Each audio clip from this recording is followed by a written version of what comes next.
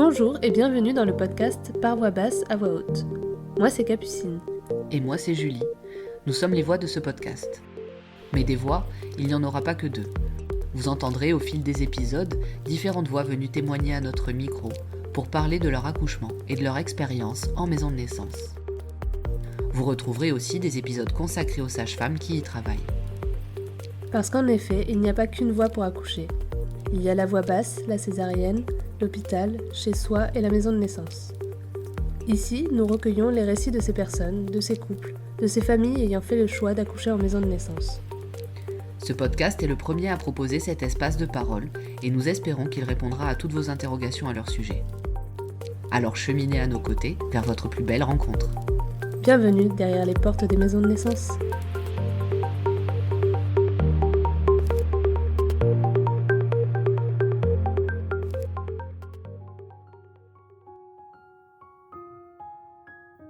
Lors d'un premier accouchement, il est parfois difficile de reconnaître le moment où le travail commence. Dans cet épisode, Marion partage son parcours vers un accouchement physiologique. Bien que ses études de médecine l'aient d'abord éloignée de cette approche, son premier accouchement à la clinique sans intervention médicale a fait naître en elle un profond désir de physiologie pour sa deuxième grossesse. Dès l'ouverture de la maison de naissance, elle sait que c'est là qu'elle mettra son deuxième enfant au monde. Mais elle ne s'attendait pas à une fin de grossesse aussi rocambolesque. Après 2 faux départs, Marion tombe dans un épuisement physique et mental et perd confiance. Entre le tuyau qui assomme son conjoint et le changement de prénom à la dernière minute, ce deuxième accouchement est ponctué de moments imprévus. Une aventure qu'elle évoque avec humour et dont elle se souviendra longtemps. Aujourd'hui, Marion nous raconte son histoire.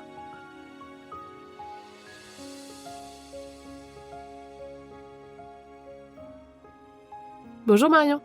Bonjour Julie et Capucine. Bonjour Marion et bienvenue à notre micro. Merci d'avoir accepté de raconter ton histoire dans notre podcast. Merci à vous de me le permettre. On est contente de t'accueillir parmi nos récits et d'entendre ce que tu as à nous partager aujourd'hui. Mais avant de commencer, comme avec toutes nos invités, on va te demander de te présenter. Alors, je m'appelle Marion, j'ai 34 ans, j'habite en Polynésie française sur l'île de Tahiti, à Punaoya exactement. Je suis médecin généraliste et j'ai exercé dans une protection maternelle et infantile pendant 5 ans sur Tahiti. Et maintenant, je remplace des médecins généralistes sur l'île.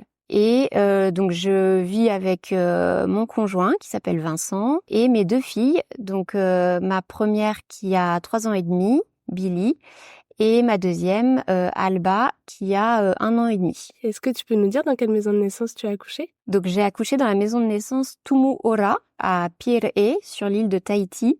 Tumu Ora, ça veut dire l'arbre de vie. C'est du tahitien, voilà. Super, merci. Avant de parler de ton vécu, on aimerait te demander de nous expliquer en quelques mots ce qu'est une maison de naissance. Alors, une maison de naissance, c'est un lieu autonome géré par des sages-femmes permettant à des femmes enceintes dites à bas risque de pouvoir d'avoir un accompagnement personnalisé depuis la grossesse jusqu'à l'accouchement. Et du coup, ça permet d'avoir un accouchement physiologique qui peut se dérouler dans l'intimité tout en étant sécurisé. D'accord. Merci pour cette définition. On va parler aujourd'hui du parcours en maison de naissance et notamment ce qui t'a poussé à faire ce choix. En fait, pour mon premier accouchement en 2020, la maison de naissance n'existait pas puisqu'elle a ouvert en mars 2022. Donc en 2020, il n'y avait pas de maison de naissance sur Tahiti. Il y avait la possibilité d'accoucher à l'hôpital ou dans les cliniques. Il y a 2 cliniques. Moi, de par mon parcours de médecin généraliste, j'ai vu, entendu pas mal de choses autour de l'accouchement et je sais pas, je voulais pas accoucher à l'hôpital. Donc j'avais décidé d'accoucher en clinique. Et parce que je savais que dans cette clinique-là, il y avait une super équipe de sages-femmes très bienveillantes. Et donc c'est ce qui s'est passé. J'avais aussi été accompagnée par une sage-femme en libéral qui m'avait préparé un accouchement physiologique, ce que je voulais pas forcément à l'époque. Pour moi, c'était la péridurale et du fait que je sois médecin, c'était normal. Enfin, j'avais jamais pensé faire autrement qu'avec la péridurale. Et en fait, elle m'avait tellement préparée que, en fait, à cet accouchement-là en 2020, les sages-femmes aussi ne m'ont pas poussée à la péridurale. Et elles m'ont dit, enfin, au dernier moment, j'étais à 8, elles m'ont dit, mais si tu veux la péridurale, Marion, c'est maintenant. Et en fait, ça se passait tellement bien que je me suis dit, et puis elle m'avait mis en confiance, elle m'a dit, ça va bien se passer. Donc j'ai dit, non, on y va, on fait sans. Et donc, j'avais accouché de manière déjà plutôt physiologique, sans péridurale à l'époque. Et donc, ça, quand j'ai été enceinte de mon deuxième enfant, là, je me suis dit, je me sentais vraiment capable du coup d'accoucher de manière encore plus physiologique, sans une équipe parce que j'avais une gynécologue quand même qui était là à mon premier accouchement, sans tout un arsenal de personnel de santé. Et puis, j'avais pas pu accoucher dans la position que je voulais lors de mon premier accouchement. Donc là, je voulais être libre totalement de ma position. Je voulais pouvoir accoucher sans péridurale à nouveau si je le pouvais. Donc, quand j'ai entendu parler de la maison de naissance, c'était assez clair dans ma tête que c'était ça que je voulais. C'est comme ça que mon choix s'est fait, quoi. D'accord. Mais du coup, là, tu nous as expliqué un petit peu toute l'approche liée à ton parcours médical du premier accouchement que tu as eu. Mais est-ce qu'il y a eu une motivation ou une envie qui peut-être aussi résonnait de témoignages que tu avais eus, de peut-être d'une personne de ton entourage proche, de ta famille, ou de lectures aussi que tu as pu avoir à titre plus personnel, d'écoute aussi, peut-être de podcasts ou de films? Oui, c'est plutôt ça, c'était des podcasts. J'écoute toujours pas mal La Matrescence, Bliss aussi. Et j'avais écouté plein de podcasts sur des accouchements, même à domicile. Et moi, ça me donnait super envie. C'était exactement ce que je voulais. J'avais pas vraiment peur. Et du coup, c'est grâce, en effet, à toutes ces histoires que ça m'a confortée dans mon choix d'accoucher en maison de naissance. Et puis, j'étais aussi rassurée par le fait que je pouvais le faire. Honnêtement, lors de mon premier accouchement, je sais pas si j'aurais été capable d'aller en maison de naissance dès mon premier accouchement. C'est parce que toutes les sages-femmes autour de moi m'ont donné confiance et m'ont montré que j'étais capable en fait de le faire. Ouais. Je pensais pas. Enfin, moi vraiment, je voulais j'allais accoucher avec une péridurale pour moi. Donc il y avait cette première expérience et le fait que j'étais rassurée par plein de récits où il y avait, enfin même j'avais entendu moi des histoires, je sais pas si on appelle ça des maisons de naissance, mais c'était sur Bliss, je crois, une jeune femme qui avait accouché à Bali et à Bali c'est pas du tout médicalisé, c'était dans une clinique de femmes pour accoucher, mais voilà, j'avais été rassurée par plein d'écoutes comme ça, plutôt des podcasts. Et après, j'ai lu aussi, moi j'ai lu le livre de Julie Bonaparte, Accoucher sans stress. Ça m'a beaucoup aidé ce livre aussi. Ouais, ça a participé.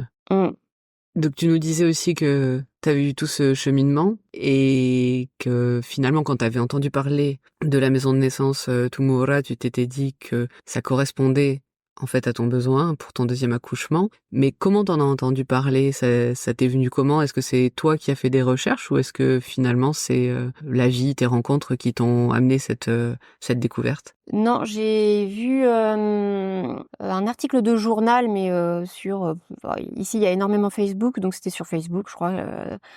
Tahiti Info, la maison de naissance va enfin ouvrir parce qu'en fait après en me documentant un peu plus, donc cette maison de naissance, j'ai vu qu'elle était portée par l'association Naître en Polynésie, dont une sage-femme là vraiment qui a porté le projet, et ça faisait en fait, je vais dire des bêtises, mais ça faisait peut-être 5 ou 7 ans qu'elle essayait d'ouvrir une maison de naissance. Je crois qu'on a le droit depuis 2015 ou un truc comme ça. Et du coup, je crois que l'article est sorti fin 2021 ou même 2021, parce qu'en fait, elles ont eu l'agrément en juillet 2021 pour ouvrir leur maison de naissance, mais ça a pris beaucoup de temps après, le temps de monter cette maison de naissance.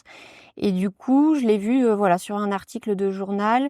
Donc j'ai pas fait de recherche et je crois que quand je l'avais vu à l'époque, j'étais même pas encore enceinte, je pense. D'accord. Donc quand je suis tombée enceinte, ce qui était pas trop prévu d'ailleurs à ce moment-là, tout de suite je me suis dit je sais qu'il y a la maison de naissance, donc je vais aller tout de suite les contacter. Ouais, c'était quelque part dans un coin de ta tête. Voilà. Et quelle image tu te faisais des maisons de naissance avant vraiment d'entamer ton suivi, avant ta première visite dans ce lieu? Est-ce que à travers tous les podcasts que tu avais pu entendre, ou des lectures, ou des projections simplement par le mot maison de naissance, qu'est-ce que ça faisait germer dans ta tête? Bah alors les maisons de naissance, j'en avais pas beaucoup entendu parler. J'en avais pas vu au cours de mes stages aussi d'interne de médecin, parce que j'aurais pu en voir, mais non. Moi, j'étais passée dans un service de gynécologie obstétrique, enfin une maternité standard. Par contre, j'ai aussi regardé le documentaire Postpartum, le documentaire de Ève Simonet, et du coup, elle dedans, je crois qu'il y avait, enfin, en tout cas sur sa plateforme, il y avait accès à plein de choses, et il y avait les maisons de naissance, et du coup, j'avais regardé des vidéos où là, on voyait vraiment la maison de naissance avec la baignoire. Là, c'était vraiment une maison de naissance qui était dans l'hôpital, ce qui n'était pas mon cas, moi. Mais du coup, voilà, ça m'avait donné une idée de ce que c'était. Donc là, ça, c'était ma première approche de la maison de naissance. Je l'avais rien vu avant. Enfin, voilà, c'est tout ce que je connaissais des maisons de naissance à l'époque. Donc, pas grand-chose. Je savais que c'était géré par des sages-femmes et qu'il y avait que des sages-femmes. Mmh. Et ça, moi, cette idée, ça me plaisait beaucoup. Et donc après, j'ai eu la possibilité de visiter la maison. Oui. Et à un moment donné, tu as dû en parler avec ton conjoint parce que forcément, c'est ce qui arrive. Comment il a accueilli cette idée de projet et quel était un peu son point de vue sur ces structures? Est-ce qu'il était renseigné, pas renseigné? Comment il a réagi par rapport à ce que toi, tu pouvais lui apporter? Alors, je crois que quand j'ai vu l'article là, de journal où la maison de naissance allait ouvrir, je lui en avais parlé tout de suite alors qu'on n'était même pas, enfin j'étais même pas enceinte et qu'il n'y avait pas le projet d'un autre bébé pour le moment. Mmh. Il était ah ouais, génial, c'est trop bien ça. Parce que lors de mon premier accouchement, on s'y attendait pas du tout, ni l'un ni l'autre. Et en fait, ça s'est super bien passé. Il m'a super bien soutenue et il a adoré. Il m'avait dit, enfin voilà, pour l'accompagnement, ça me met un peu les larmes aux yeux parce que vraiment, c'était vraiment fort. Donc lui, il a adoré, moi aussi. Et du coup, quand je lui ai parlé de ce truc de la maison de naissance, il était encore plus chaud parce que pour lui, rien que nous deux, on en était capables. Et donc, vraiment aucune peur, lui non plus. Donc après, quand j'ai su que j'étais enceinte, je lui ai dit, ah bah c'est à la maison de naissance que je veux accoucher. Et donc, il m'a dit, ok, super bonne idée. Et ouais, ça va être chouette, quoi. Donc, vraiment aucune appréhension de sa part, ni de ma part. Ça devait être chouette parce que ça répondait finalement à des besoins aussi qu'il avait pu ressentir lors de ton premier accouchement, de votre premier accouchement. Et en plus, on sait qu'en maison de naissance, souvent le conjoint, la conjointe ont une place beaucoup plus importante. Donc ça lui a permis, j'imagine, mais ça tu nous le raconteras tout à l'heure, de pouvoir s'investir encore plus à ce moment-là, quoi. C'est ça. C'est intéressant qu'il avait déjà cette motivation finalement du fait du premier accouchement. Oui, ah oui, oui. Il était, ouais, c'est ça, hyper motivé. Pour lui, c'était une super expérience. Et puis, comme tu le dis, on lui a vraiment laissé sa place déjà lors du premier accouchement, ce qu'il a beaucoup apprécié. Et donc, il voulait renouveler l'expérience. Mmh. Et je pense qu'il en est sorti à chaque fois très fort de ses accouchements parce que je lui ai dit, et il l'a vu de toute façon, qu'il était indispensable. Enfin, s'il n'avait pas été Oui. là. Oui, il avait sa place à part entière, quoi.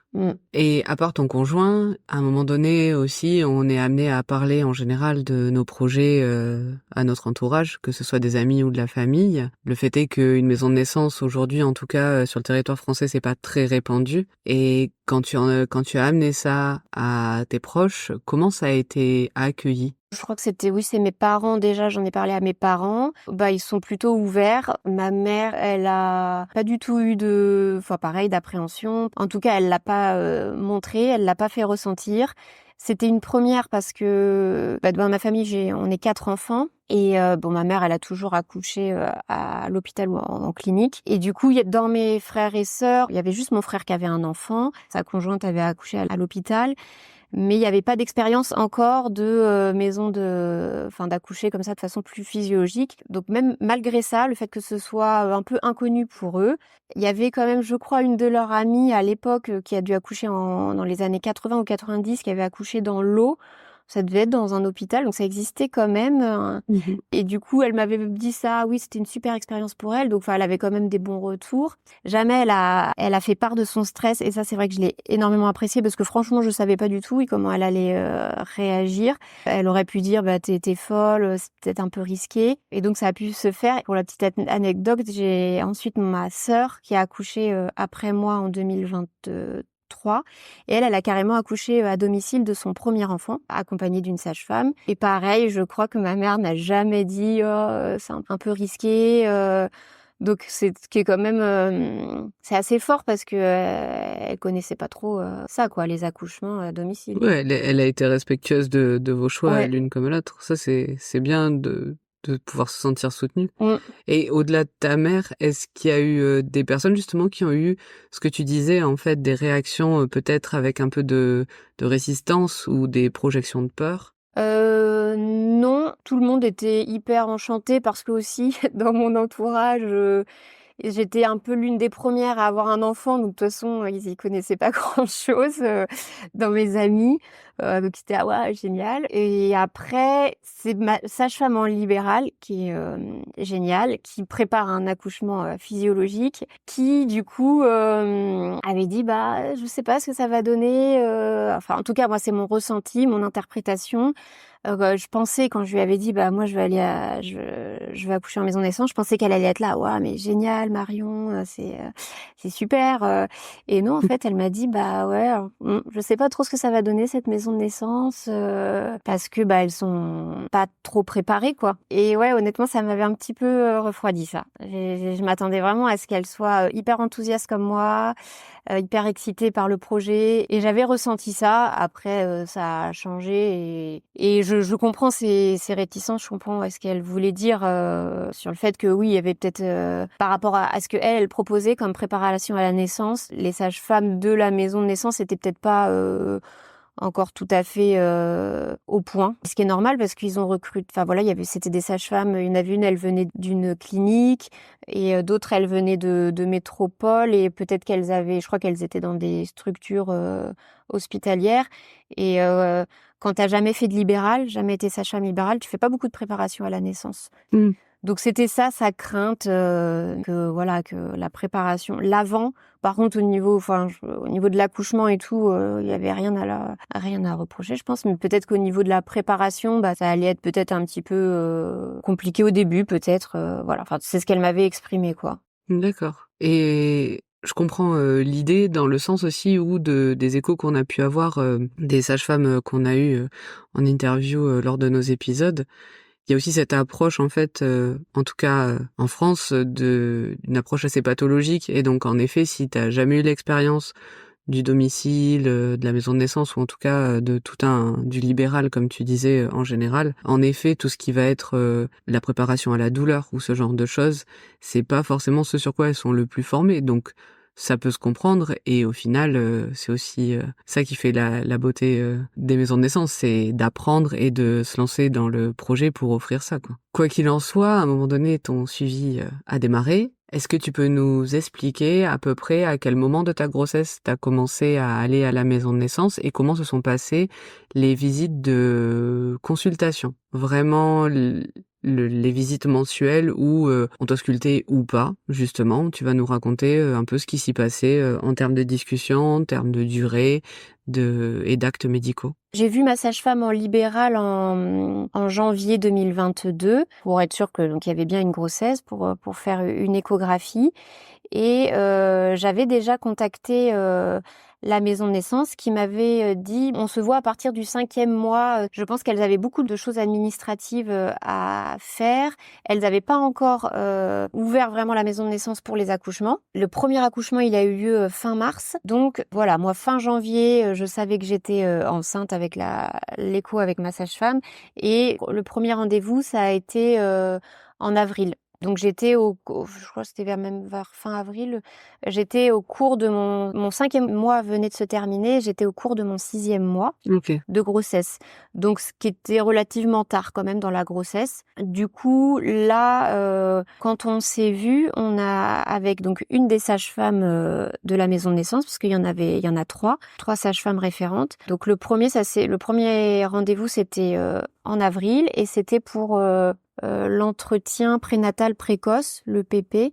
Et du coup, là, on a surtout avec Vincent et moi, on a un peu expliqué quel était notre projet de naissance, comment ça se passait dans la famille, comment ça s'était passé le premier accouchement. Moi, j'ai dit que ça avait été un petit peu difficile le postpartum, donc voilà, elles avaient noté ça. On était aussi un petit peu plus dans le stress cette année-là avec Vincent parce qu'on venait tout juste d'acheter une maison dans laquelle on n'avait pas emménagé, donc j'ai déménagé 1 mois avant mon accouchement. Et puis Vincent, on n'était pas sûr. En Polynésie, il n'y a pas de congé paternité. Donc il y a 3 jours de naissance, quoi. C'est les 3 jours que tout le monde a, même en France. Donc il y a le jour de l'accouchement, puis t'as 2 jours après, quoi. Et donc il était même pas sûr de pouvoir avoir. J'avais insisté pour qu'il demande un congé sans solde, puisqu'il travaille à l'hôpital. Et c'était très compliqué pour l'avoir, donc j'étais un peu stressée par rapport à tout ça. Donc on a parlé de tout ça lors du premier entretien en avril.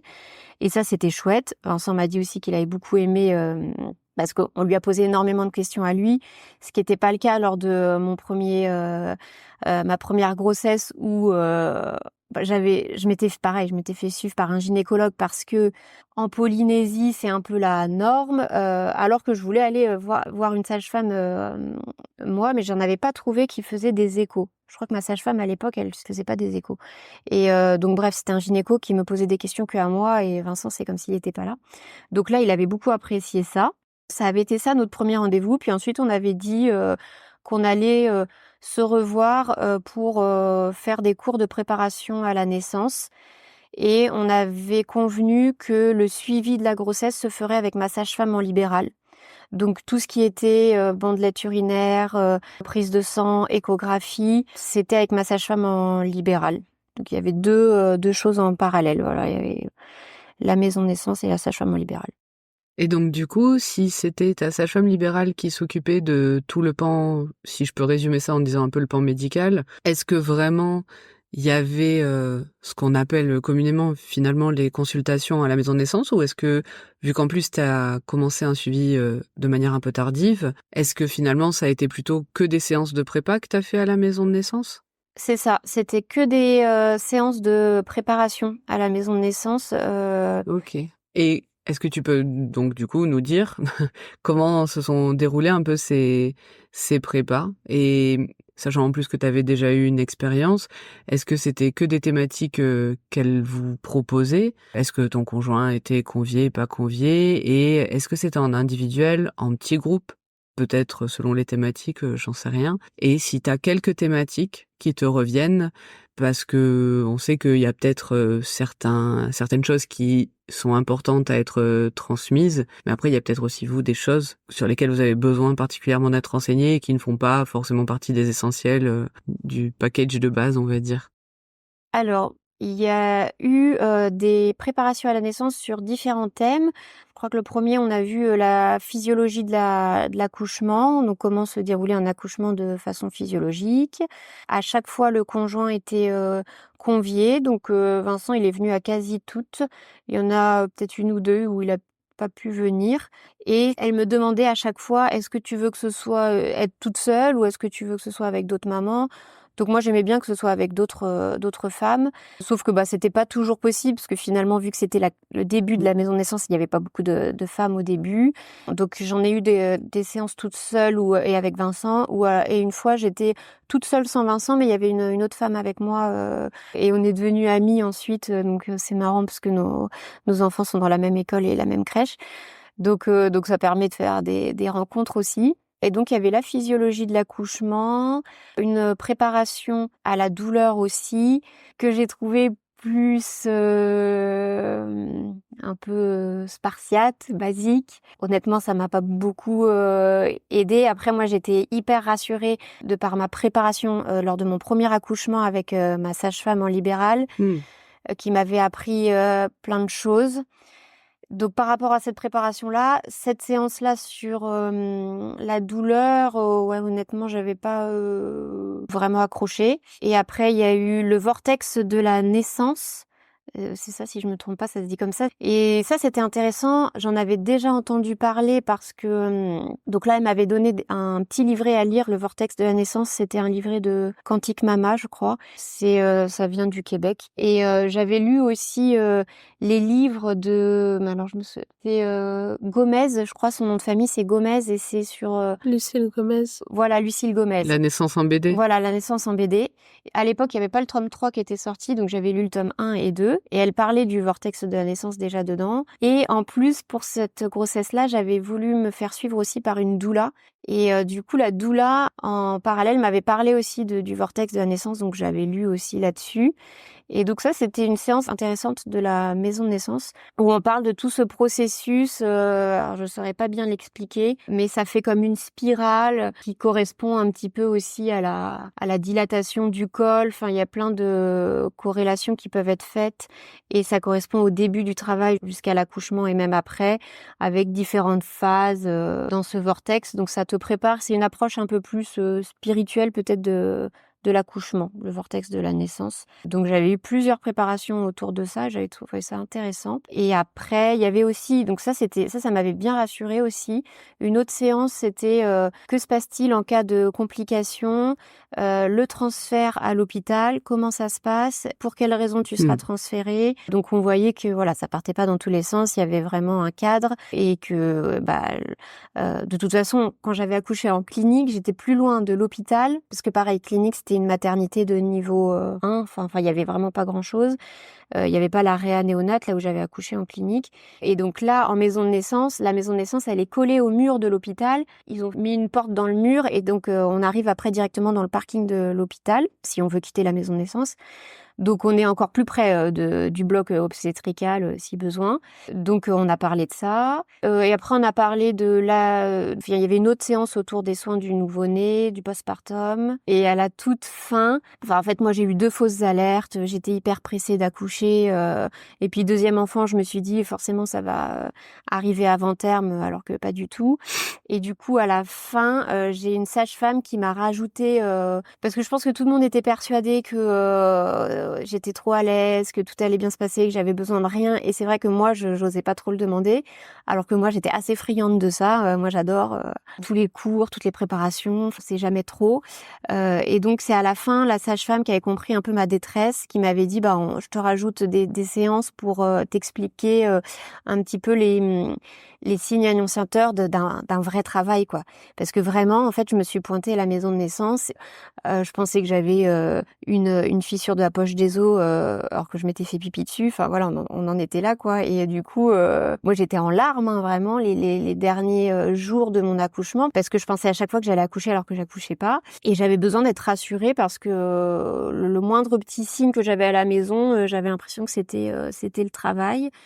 Et en fait voilà, j'avais pas eu de séance sur comment alors que bon, oui, je suis médecin, c'était mon 2e accouchement, mais en fait, j'aurais bien aimé avoir à nouveau une séance sur comment débute le travail, à quel moment tu dois venir à la maison de naissance, et c'est ce qu'on a fait à la toute fin. Du coup, on a repris ça, où elle m'a dit, mets-toi dans le bain, tu vois si les contractions persistent quand t'es dans le bain, ou si ça s'arrête.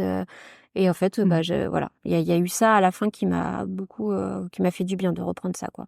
Ça, c'est bien qu'elle ait su finalement te proposer quelque chose, comme tu dis, que t'osais pas forcément demander, surtout si les gens projetaient sur toi une certaine sérénité, une certaine aisance dans ce que t'étais en train de traverser. Donc finalement, elle a su aussi aller déceler et trouver quelque chose pour répondre à un besoin qui finalement, je pense, en fin de grossesse, c'est assez important de se sentir accompagné. Enfin, dans ce que tu décris, je pense qu'en tout cas, des personnes qui ont eu des fins de grossesse un peu longues comprennent tout à fait de quoi il s'agit. Quoi qu'il en soit, tu as parlé donc de cette sage-femme libérale qui t'a suivi pour tout l'aspect médical. Tu as aussi parlé du fait que tu avais été accompagnée par une doula. On va peut-être pas détailler tout de suite ça, je pense que tu le raconteras un peu plus tard quand tu nous raconteras toute ton histoire. Est-ce qu'il y a eu d'autres professionnels de la périnatalité ou pas, mais en tout cas qui ont été là pour toi, que ce soit pendant la grossesse? Ça peut être à la fois d'autres façons de se préparer à la naissance avec du chant, du yoga, de la danse ou quoi. Ça peut aussi être pour accompagner ton corps avec de la kiné, de l'ostéo, de l'acupuncture. Peut-être aussi des professionnels qui ont pu t'aider aussi à amorcer et à t'aider finalement, te donner des outils en plus de ceux de la maison de naissance pour le jour J. Donc oui, il y a eu cette doula. Et puis il y a eu aussi, mais c'est vrai que ça, je l'ai fait tout d'ailleurs, j'ai tout fait en fin de grossesse. Je le regrette un petit peu, mais voilà, c'est la vie, c'était comme ça. On était en train de signer notre compromis pour acheter une maison. Et je travaillais à 100%. C'était assez fatigant. Et j'ai pas du tout pu... J'étais un peu intéressée par l'aptonomie. J'avais vu que ça se faisait un peu aussi en Polynésie, mais finalement, j'ai jamais pris contact avec la sage-femme qui le faisait. Et puis, c'est à la fin, quand j'ai eu enfin parce que j'étais salariée à l'époque, quand j'ai eu enfin mon congé maternité, et ben j'ai fait des séances de yoga prénatal. Et ça, j'avais beaucoup aimé parce que on n'était que des femmes enceintes. On avait à peu près des termes équivalents, et donc on parlait de nos ressentis. C'était un yoga très ciblé, voilà, très yoga prénatal. Et donc ça, j'étais contente de l'avoir fait, mais j'ai pu faire que peut-être, je sais pas, peut-être quand même 5 ou 6 séances. C'était drôle parce qu'à la fin, je revenais, puis finalement, tu vois, parce qu'à chaque fois, je disais, ah bah non, mais c'est sûr, je serai pas là à la prochaine séance. Et finalement, j'étais là. Il y en avait qui avaient déjà accouché, et à chaque fois, moi, je revenais un peu dépitée, mais donc j'ai pu en faire quand même avant mon accouchement. Et aussi, moi, en fait, j'ai un diplôme universitaire d'acupuncture que je passais en même temps que j'ai commencé en 2019, puis avec le Covid, tout ça, tout a été un peu décalé. Et donc là, j'ai ma soutenance de mémoire d'acupuncture la fin avril, donc c'est la toute fin. Et j'ai fait mes trois années, j'ai tout validé. Donc à la fin, je me suis là quand le bébé n'arrivait pas. J'ai commencé à chercher des points, qu'est-ce que je pourrais me faire moi-même pour un petit peu accélérer les choses. Donc je me suis piquée, mais en fait, c'était pas du tout agréable de le faire moi-même, pas du tout pratique avec mon gros ventre. Et donc j'ai fini par ensuite appeler une des sages-femmes qui faisait le diplôme universitaire d'acupuncture avec moi, qui du coup, j'ai accouché un dimanche, elle est venue le jeudi ou le vendredi, et elle m'a piqué. Et voilà, je lui ai dit, voilà, faut que tu me fasses quelque chose pour que j'accouche, quoi, et que je dépasse pas le terme. Et donc, voilà, 3 jours après, j'ai accouché, après cette séance. Et du coup, pareil, j'ai regretté de pas avoir pu faire de l'acupuncture plus régulièrement pendant toute ma grossesse. Donc, vraiment prise par le temps, ma première fille, l'achat de la maison, des meubles, de tout. Et donc, c'est pour ça que justement, je me suis dit, non, mais là, j'ai envie de prendre une doula pour qu'on parle de cette grossesse, parce que c'était vraiment comme si j'étais pas enceinte. On prenait jamais le temps d'en parler avec Vincent, de l'accouchement qui arrivait, du bébé. Enfin, vraiment, on avait la tête dans le guidon, quoi. Et heureusement qu'on a eu la doula, parce qu'avec les quelques séances qu'on a faites, on parlait que de ça, de la grossesse, du bébé, et ça nous a fait beaucoup de bien, ouais.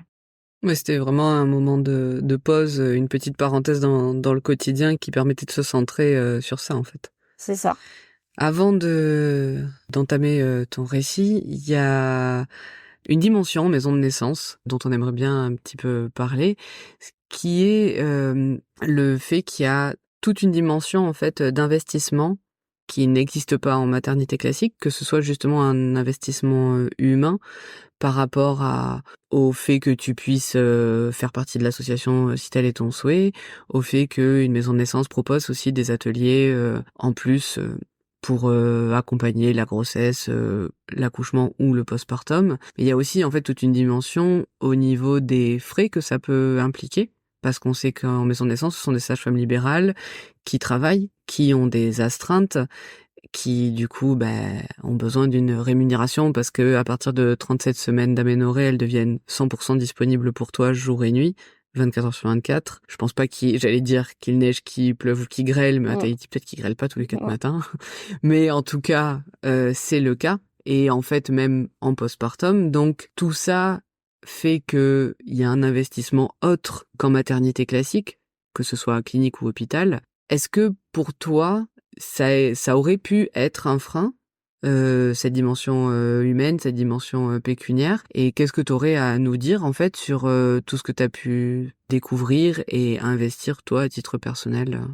C'est vrai que je m'étais pas du tout renseignée, pareil sur le coût d'une maison de naissance, sur comment étaient rémunérées les sages-femmes. Ça s'est fait, je posais des questions, aux sages-femmes, il y en avait une qu'on connaissait bien, dans l'équipe là des 3 sages-femmes et donc j'ai su petit à petit que, donc déjà la maison c'est le pays, donc le pays, oui, on dit le pays, en fait, c'est la Polynésie française parce qu'il y a quand même, elle est assez autonome, la Polynésie française, c'est pas comme la Réunion, où tout est quasi géré par l'État. Donc là, c'est le pays qui a acheté, cette, maison, collée, à l'hôpital. Donc c'est ça que j'ai bien aimé aussi parce que c'est une vraie maison et ensuite, c'est le pays aussi qui, rémunère, les 3 sages-femmes référentes et la CPS aussi, je crois. Donc la CPS, c'est l'équivalent de la CPAM de l'assurance maladie en France. Donc nous, en tant que parents, on n'avait rien à régler parce que c'est pareil, je me suis un petit peu renseignée hier soir, j'ai regardé et je voyais que dans certaines maisons de naissance, ils mettaient que le couple devait payer peut-être les astreintes des sages-femmes qui s'élevaient à autant, je vais dire des bêtises, mais en tout cas, il y avait un coût pour les patients, pour les parents peut-être de 1 000 € ou je sais pas trop. Et nous, on nous a jamais parlé de ça. On nous a juste dit qu'il fallait qu'on adhère à l'association Naître en Polynésie, qui avait monté donc la maison de naissance et qui avait peut-être investi aussi. Et donc l'adhésion, c'était 5 000 francs. Ils obligeaient même pas les deux à adhérer. Donc nous, on a adhéré, donc mon conjoint et moi, donc ça faisait 10 000 francs. Et donc 5 000 francs, c'est 45 €. Voilà, 10 000 francs, c'est 80, 90 €. Et c'était tout ce qu'on a dû verser, c'était ça. Et après, j'ai su aussi que une des sages-femmes avait investi financièrement, elle avait mis ses économies dans la maison de naissance pour, je crois, acheter la maison de naissance. Enfin, je sais pas si c'est acheter la maison de naissance ou en tout cas acheter du matériel, parce que c'est très compliqué. Ça doit être pareil en France, mais ici c'est très très lent les démarches. Et donc moi je le vois aussi en tant que médecin où je m'achète du matériel. Alors bon, on n'est pas censé s'acheter quand t'es salarié, c'est la structure qui est censée te le fournir. Mais bref, elle avait investi apparemment beaucoup d'argent.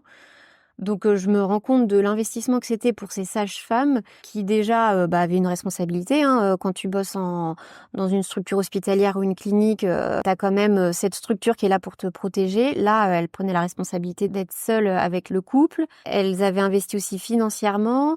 Et puis pareil, elles investissent. Pour elles, c'était au niveau personnel un gros investissement parce que pareil, il y en avait qui avaient des enfants, qui ont une famille et elles tournaient que à 3. Du coup, elles étaient toujours 3 sur enfin, elles se partageaient les astreintes à 3.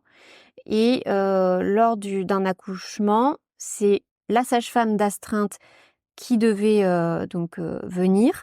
Donc pas forcément. Là, il y avait pas d'histoire de c'est la sage-femme qui t'a suivi pendant toute ta grossesse qui vient. C'est voilà, tu tombes sur la sage-femme d'astreinte. Et du coup, ça revenait très souvent leurs astreintes parce qu'elles sont que 3. Et en plus, quand il y en avait une qui était en vacances, elles étaient plus que 2. Donc elles étaient d'astreinte tout le temps. Enfin, c'est quand même un rythme hyper fatigant. Et en plus, du coup, elles ont monté aussi un pool de sages-femmes de renfort. Et donc, du coup, pour chaque accouchement, il y avait la sage-femme référente et la sage-femme de renfort qui venait. Et pareil, la sage-femme de renfort, on savait pas qui c'était. C'était voilà celle qui était d'astreinte à ce moment-là, qu'on rencontre pas du tout pendant la grossesse. D'accord. Et en fait, le pool de sages-femmes, il est sélectionné dans les sages-femmes libérales qui voulaient bien faire ça et les sages-femmes en clinique.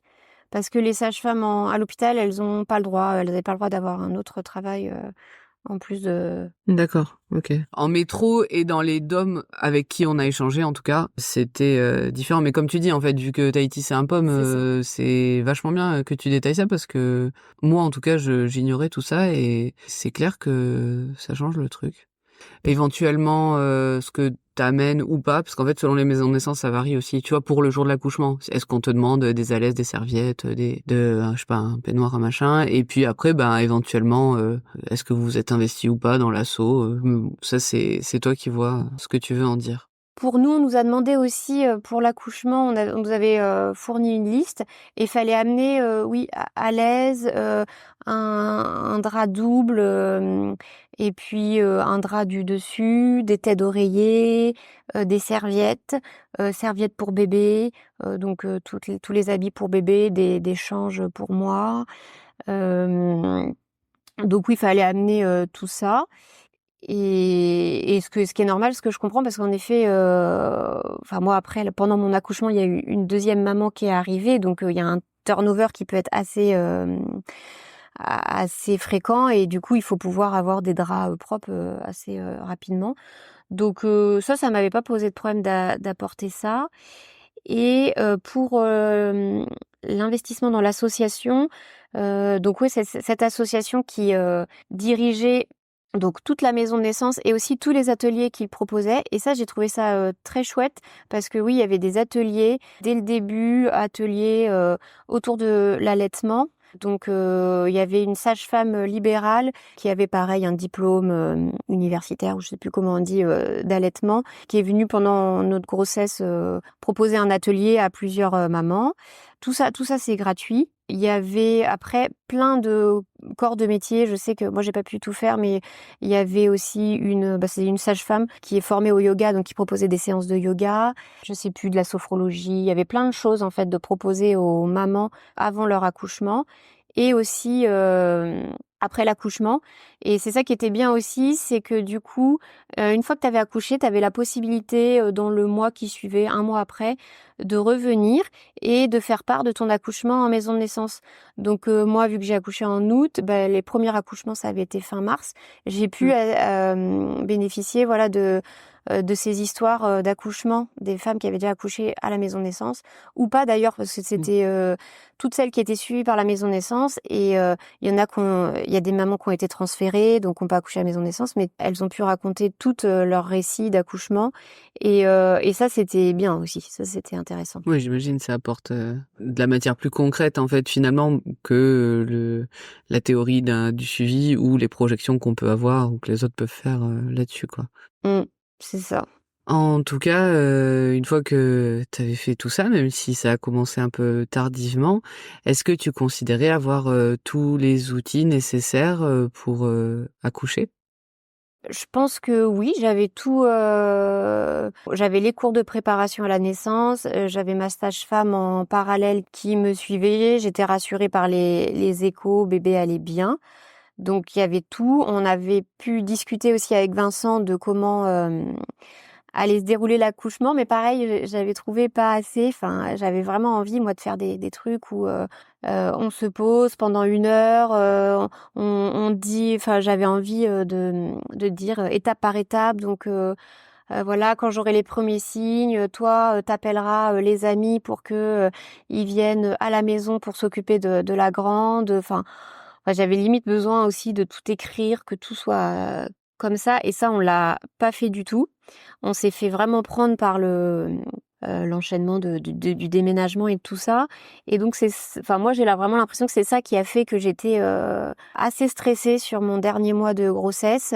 L'impression que j'avais pas justement pu mettre en place tout mon projet d'accouchement. J'avais pas pu le poser carte sur table, dire je veux que ce soit comme ci, comme ça. Oui. Au dernier moment, il y avait une sage-femme qui m'avait dit si parce que j'en avais pas fait pour ma première grossesse, et elle m'avait dit le projet de naissance, ça peut être pas mal d'en écrire un. Ouais. Mais pareil, pas le temps, et j'avais un peu, c'est vrai, la flemme de tout écrire, et peur aussi de me faire avoir par le projet de naissance et d'écrire des choses, et puis que finalement ça se passe pas comme ça, et que je sois déçue du coup, ou que quelqu'un, justement une sage-femme, le lise et se dise elle veut absolument que ce soit ça, et qu'elle reste après bloquée dessus, et donc j'avais envie que ce soit aussi pas trop cadré non plus par rapport à l'accouchement.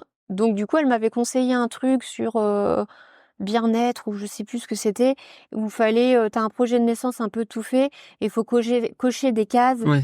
c'est sur des grands trucs, quoi, sur est-ce que, enfin voilà, la position, est-ce que tu voudras qu'on te laisse libre, est-ce que tu veux une perfusion avant l'accouchement. Alors ça aussi, c'était le truc qui m'avait un peu, où j'avais beaucoup réfléchi dessus. Les sages-femmes de la maison de naissance me disaient, on le conseille, ça permet d'éviter une hémorragie de la délivrance, ça limite les saignements quand même en postpartum, et surtout si justement il y a une hémorragie de la délivrance, t'as déjà ton cathéter dans la veine et on n'a pas besoin de te perfuser au moment où tu fais ton hémorragie, ce qui est plus difficile, quoi, de perfuser à ce moment-là. Et donc ça me stressait un petit peu, mais en même temps, j'avais pas envie d'être perfusée avant d'accoucher parce que ça voulait dire avoir un cathé au niveau du bras.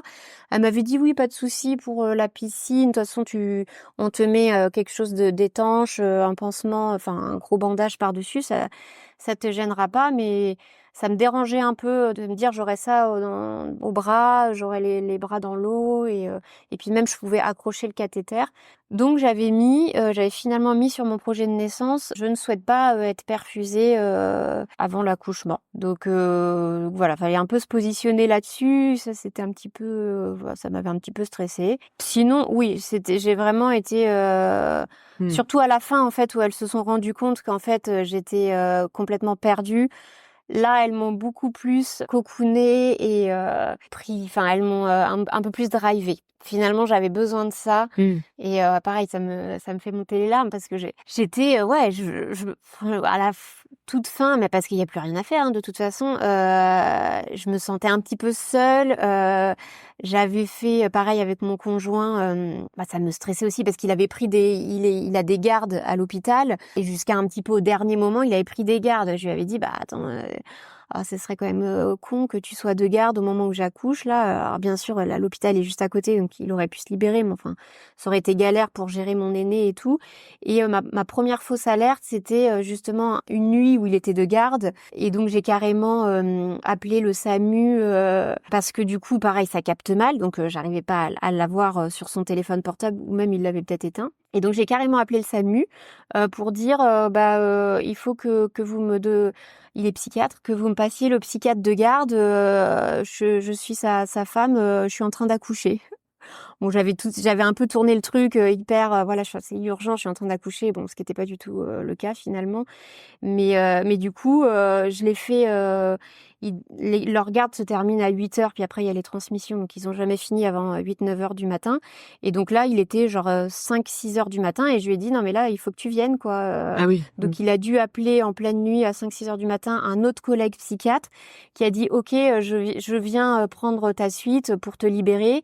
Et donc lui, du coup, il est parti en urgence, il a pris sa voiture pour retourner à Punaoya. C'est à peu près à 20 minutes de l'hôpital pour arriver donc à la maison. On a commencé à monter le cododo parce qu'on n'avait rien fait et tout ça.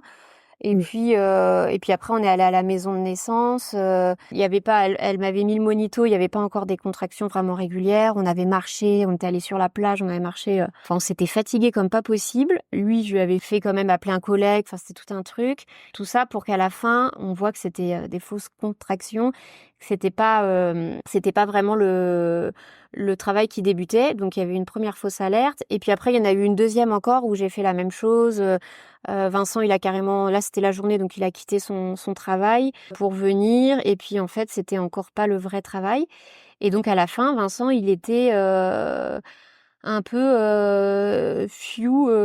Oui, few, ça veut dire, il en avait marre. Il était persuadé que ça n'allait jamais être le bon moment, quoi. Toutes les fois où j'étais persuadée que j'allais accoucher, c'était finalement pas le bon moment. Lui, ça lui avait fait quitter le travail. Il avait dû s'arranger avec ses collègues. Donc, il commençait à y avoir un peu une ambiance là où on était fatigués, stressés tous les deux. Et puis, il était... Ouais, c'est vrai, vers la fin, là, j'étais un peu en pleurs parce que je le trouvais un peu moins soutenant, quoi, avec moi, Vincent. Et donc, c'est là où il y a une sage-femme. Non, c'était une sage-femme qui était... Parce qu'il y avait une des 3 sages-femmes référentes qui était en vacances. Donc, c'était la sage-femme qui l'a remplacée sur ses vacances. Et là, elle m'a vue, c'est peut-être celle que j'ai vue le plus au final, elle m'a vue 2 ou 3 fois à la fin, où on a repris les signes annonçateurs du travail, comment ça allait se passer, qu'il fallait pas que ça me stresse non plus, parce que j'avais l'impression que ça allait aller très vite et que du coup j'allais accoucher dans la voiture ou en cours de route et j'avais un peu peur de ça. Donc tout de suite, à chaque fois, je me précipitais à la maison de naissance alors qu'en fait, il y avait pas lieu. Donc elle m'a beaucoup déstressée, j'ai beaucoup pleuré et oui, je m'étais un peu sentie bête parce qu'en effet, au moment, à la deuxième fausse alerte, là, je m'étais mise à pleurer parce que je comprenais pas pourquoi le bébé arrivait pas. Donc voilà, ça semblait un petit peu ridicule de pleurer pour ça, mais elle avait et c'est là où on se rend compte que on n'est plus du tout dans le même état d'esprit quand on est enceinte, les hormones, tout ça, ça devient enfin c'était très important là. Il y avait plus que ça qui comptait pour moi là, l'accouchement. Et donc là, elle a très très bien compris et elle m'a vraiment gérée sur la fin. Et c'est ce qui a fait que après j'ai tout lâché et que j'étais en mode je m'en fichais après de quand un bébé allait arriver, j'avais tout lâché, c'était plus important le terme et voilà. Mais c'est parce qu'aussi il y avait un stress autour de ça. Je sais que elles ont maintenant ça a changé, mais à l'époque l'hôpital voulait voir les femmes à 40 semaines d'aménorrhée parce que ici, le terme, il est calculé sur 40 semaines d'aménorrhée parce qu'il y a une étude qui a été faite par un gynécologue d'ici sur donc une population plutôt polynésienne et ce qui est vrai, les polynésiennes ont tendance à accoucher plus tôt, donc plutôt vers 40 semaines d'aménorrhée. Mais bon, moi, je suis pas polynésienne. Pour que ce soit plus pratique, ils ont dit, c'est comme ça pour tout le monde. On met un terme à 40 semaines pour tout le monde. Donc moi, j'avais un terme à 40 semaines. Donc au moment où j'ai dépassé 40 semaines, là, tu rentres dans le protocole dépassement de terme. Donc là, c'est branle-bas de combat. Il faut que tu ailles à l'hôpital, ce que j'avais pas du tout envie, pour faire du coup une écho, un examen gynécologique, toucher vaginal, tout ça. Là, tu rentres dans un système où c'est souvent quand même des professionnels de santé qui ne voient que du pathologique. Donc elle commençait à me dire j'ai l'impression que tu n'as plus beaucoup de liquide amniotique, mais parce que tout le monde, mais moi la première, quand je travaillais là-bas, t'es stressée, t'as pas envie de passer à côté de quelque chose et t'essayes de trouver le problème, absolument. Donc là, elle commençait à dire t'as pas beaucoup de liquide amniotique, puis après je me suis bougée, puis elle a dit en fait si là t'en as beaucoup là. Donc après, là elle m'a dit bon en fait ça va, mais à partir de maintenant il faut que je te voie tous les 2 jours. Donc j'étais venue le mardi ou c'est tous les 3 jours. Il fallait que je revienne le vendredi pour refaire exactement la même chose, écho, la bandelette urinaire, le toucher vaginal. Et puis même quand j'étais venue le mardi, elle m'avait dit si tu veux là je te fais un décollement de membrane. Et puis moi j'avais pas du tout envie. Pareil, je pense que ça se passe plutôt bien, mais j'avais aussi des retours où décollement de membrane, tu peux avoir des contractions très fortes, intenses, et j'avais pas du tout envie de ça. Donc j'avais peur, pareil, qu'elle me fasse quelque chose sans que je le sache. Et donc j'étais censée revenir le vendredi. Et pareil, là j'ai pris ça, c'est pareil, je sais pas s'il faut le dire ou pas. Bon, je vais le dire, mais j'avais pris sur moi. Je m'étais dit, moi, je sentais que ça allait me monter à la tête et que ça allait me stresser. Je m'étais dit, j'irai pas, quoi. Et donc, en fait, j'avais quand même un rendez-vous, donc j'ai quand même appelé. Vu que de toute façon, j'ai eu plein de fausses alertes, j'ai appelé, j'ai dit là en fait j'ai des contractions, je crois que ça commence, ce qui n'était pas totalement vrai. Et puis mais ça aurait pu très bien être une fausse alerte. Et donc du coup en fait voilà, j'ai commencé en fait à reprendre parce que la sage-femme m'avait un peu reprise en main aussi et du coup je me sentais plus forte. Et là je me suis dit non mais en France c'est 41 semaines, je suis pas en dépassement de terme. En France t'as jamais d'écho comme ça avant les 41 semaines, tu peux même accoucher jusqu'à 42 semaines. Donc je savais tout ça et là j'ai repris un peu le dessus où je me suis dit j'irai pas, je l'ai dit j'ai juste annulé mon rendez-vous, mais j'ai prévenu personne que j'avais pris cette disposition. Et puis aussi ma sage-femme libérale qui m'a appelé le vendredi, qui m'a passé un coup de fil, qui m'a dit alors docteur Néou, parce que je prends des nouvelles, donc j'avais trouvé ça super gentil. Super sympa, elle pensait que j'avais déjà accouché et du coup je lui dis non, c'est cata, j'étais vraiment vraiment pas bien ces dernières semaines. Elle m'a dit tu sais Marion, je crois qu'il faut laisser faire la nature et ça viendra quand ça viendra, mais il faut pas essayer parce que je n'arrêtais pas d'aller marcher, de faire 36 000 trucs, je prenais des tisanes, c'était quoi là déjà? Framboise, oui. Framboisier là, les trucs de framboisier, infusion framboisier, de l'homéopathie, je sais pas, j'avais pris 36 000 trucs, j'avais fait 36 000 trucs, j'en pouvais plus. Et là, elle m'a dit, lâche tout, en fait, c'est faut lâcher prise. Tu peux pas décider de ça, ça viendra. Ça m'avait fait ça m'avait fait vraiment du bien. Et en effet, là, je me suis dit, bah oui, faut que je lâche tout. Et je m'étais réservé un massage carrément pour le dimanche. Ça se fait beaucoup ici. Enfin, il y a tous les hôtels de Tahiti, c'est génial. Enfin, voilà, donc je m'étais carrément réservé un massage dans un spa, dans un hôtel à Tahiti, à 11h le dimanche, quoi. Et donc mon objectif, c'était ça, c'était le massage. Je pensais même plus à l'accouchement. J'étais là, de toute façon, maintenant, je me fais plaisir et puis je me fatigue pas trop surtout, quoi, parce que j'étais vraiment dans un état de stress avec des cernes et tout. Je dormais plus bien. Et du coup, bah, c'est arrivé dimanche finalement, quoi. L'accouchement est arrivé. J'étais à 40 plus 5. Donc en vrai, j'étais même pas en dépassement de terme métropolitain. Et oui. Donc c'était ça un petit peu le souci, oui, par rapport à ta question là, si j'avais tous les outils, oui, on m'avait bien tout préparé, mais ce qui est dommage, c'est que voilà, il y a ce truc-là ils imposaient d'aller à l'hôpital à 40 semaines d'aménorrhée quand t'avais pas accouché, donc tu rentrais après dans un truc un peu plus hospitalier qui me plaisait moins. Et là, les sages-femmes de la maison de naissance m'avaient dit, oui, ben ça, on va le faire changer justement. On nous l'a dit que c'est vrai que ça n'a pas lieu d'être parce qu'au final, il y a vraiment aucun risque jusqu'à 41 semaines, quoi. Ouais. Et donc je crois que maintenant, ça a changé ça. Parce que le protocole, en tout cas en métro, c'est pareil, hein, tous les 2 jours à partir du jour du terme, mais par contre, c'est 41 semaines. Voilà, c'est ça. Donc bon, ça ils l'ont compris, ils ont changé, je crois. Ouais. Je voulais juste revenir sur la fin de la grossesse. Au-delà des hormones, je pense que c'est aussi un état très particulier de jamais savoir quand on va accoucher. C'est aussi quand même une situation qu'on vit rarement dans la vie, de savoir que ça va venir, mais de jamais savoir quand. Donc je pense que ça met quand même dans un état particulier. En tout cas, après tout ce stress et en même temps toute cette réassurance que tu as pu trouver un peu partout, est-ce que tu peux nous raconter le moment où le travail s'est lancé pour de bon? Donc ce fameux dimanche où ça a été un autre massage que celui que tu avais prévu.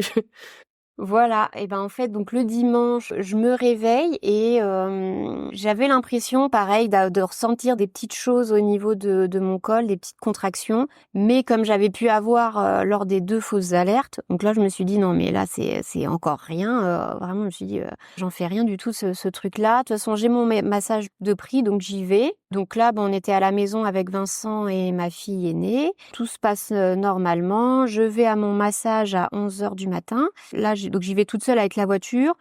Je commençais à avoir des contractions quand même un peu plus fortes dans la voiture. J'arrive à l'hôtel, au spa. Donc là, elle le savait hein, que j'étais enceinte. Et je lui dis oui, c'est vraiment la toute fin. Elle me dit ah oui, dis donc.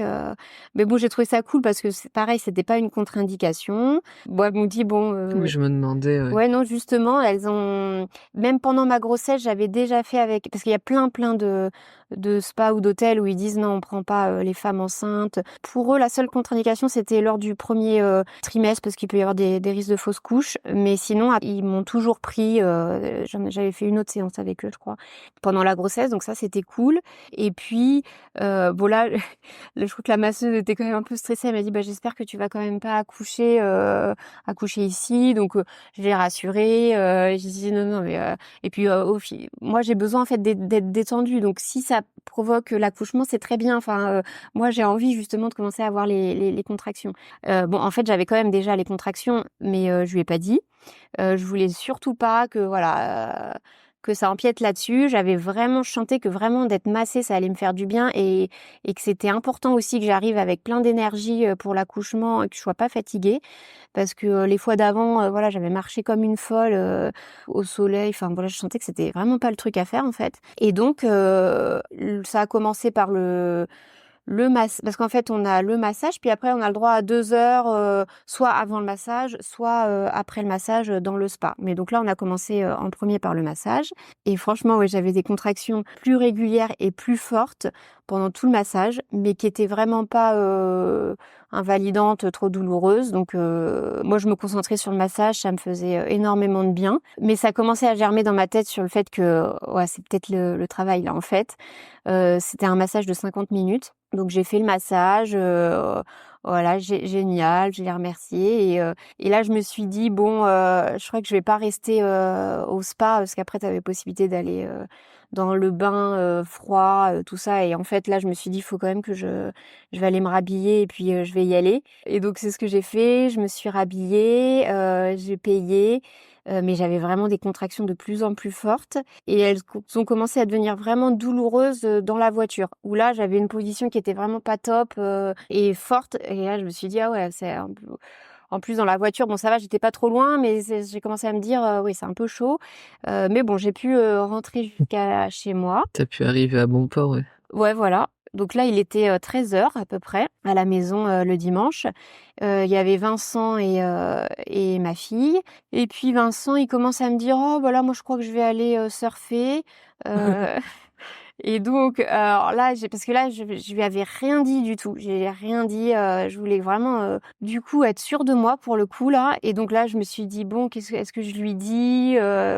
Mais là, il partait carrément surfer, de l'autre côté de l'île. Enfin là, ça aurait été n'importe quoi. Puis quand tu pars surfer, tu as pas ton portable avec toi, tu laisses sur la plage. Donc là, j'ai quand même fini par lui dire: Non, mais là, j'ai des contractions. Je crois que vraiment là, c'est la bonne. Mais bon, j'ai pas non plus, envie de m'emballer, mais non, on n'y va pas quoi. Donc il est resté quand même. Il est pas parti surfer et pareil, l'autre, chose qu'on devait faire, c'était prévenir nos amis pour qu'ils viennent à la maison pour, garder, notre fille. En plus, nos amis, c'est un couple qui vit sur un bateau à la marina de Punaoya, donc ils sont même pas, accrochés, au port. Ils sont carrément, sur une bouée, dans l'eau, donc il faut qu'ils prennent leur petite annexe pour rejoindre le port et ensuite leur voiture pour venir jusqu'à chez nous. Donc la première fausse alerte, je les avais prévenus en pleine nuit et ils avaient fait tout ça, du coup déjà, tout ça pour rien. Et donc là, c'est pareil, bon là, c'était la journée et donc on a quand même fini par les appeler vers, 15h30, je crois.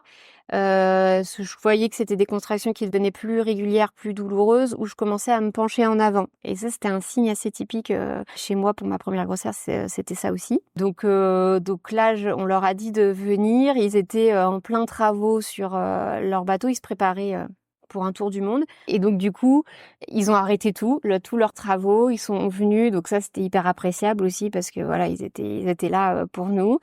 Et quand ils sont venus, il devait être 16h, bah, je commençais ouais, vraiment à me pencher en avant, à avoir des expirations fortes et tout et eux-mêmes m'ont dit: «Oui, non mais là je pense que là c'est parti Marion». Donc là on y croyait tous, tout était prêt, la valise, donc on est partis, sereins et notre fille n'a pas pleuré parce que ça à chaque fois elle pleure enfin pour la première fausse alerte, on avait fait le test où du coup, c'était ma copine qui l'avait carrément amenée à la crèche et en fait, bon, elle hurlait dans la voiture. Enfin, c'était horrible en plus comme dernière vision d'elle où elle pleurait. Puis après, moi, je devais aller accoucher. Et là, en plus, on est partis, on était tous hyper sereins, hyper bien. Et Billy, hyper mignonne, elle nous a dit, on dit Nana en tahitien, Nana et tout. Elle était toute contente. Elle a pas pleuré. Donc, enfin, c'était le départ idéal de la maison, quoi. J'avais prévenu la sage-femme, qu'on arrivait. Donc oui, dans ma tête, j'espérais, je lui avais dit en rigolant: «Non mais là, bon là, je pense que là, c'est vraiment la bonne cette fois-ci». Mais bon, pareil, je me suis dit: «J'espère que je m'avance pas trop encore une fois» et du coup, là, j'arrive à la maison de naissance et elle me fait, un monito, enfin, ouais, elle m'examine peut-être en premier, un toucher vaginal et je crois que j'étais à, 5 ou 6, je sais plus. Ouais et elle me dit: «Ah ben oui, c'est bien Marion, c'est bien parti» et elle me fait le monito et tout allait bien, mais voilà, j'avais des contractions, régulières et donc là, je commence à sortir, c'est ça qui est bien à la maison de naissance, c'est que donc là, c'était une vraie maison, avec une cuisine, un salon, une chambre avec un grand lit doubre, et une salle de bain avec une douche, une baignoire et donc là, je commence à disposer, toutes mes petites bougies partout. J'ai mis ma guirlande lumineuse, j'avais tous mes petits trucs d'homéopathie. Je me prenais des trucs d'homéopathie chaque heure. On a fait le lit, on a mis les draps. J'avais sorti la petite enceinte pour la musique. Au final, je sais même pas si j'ai mis trop la musique. J'avais sorti toutes mes petites graines, mes trucs à manger, l'eau, ma petite tisane. Enfin, parce qu'en plus, on pouvait se faire des tisanes. Il y avait la bouilloire. On pouvait accéder à la cuisine comme on voulait. Et puis, c'était déjà... il fait nuit tôt en Polynésie.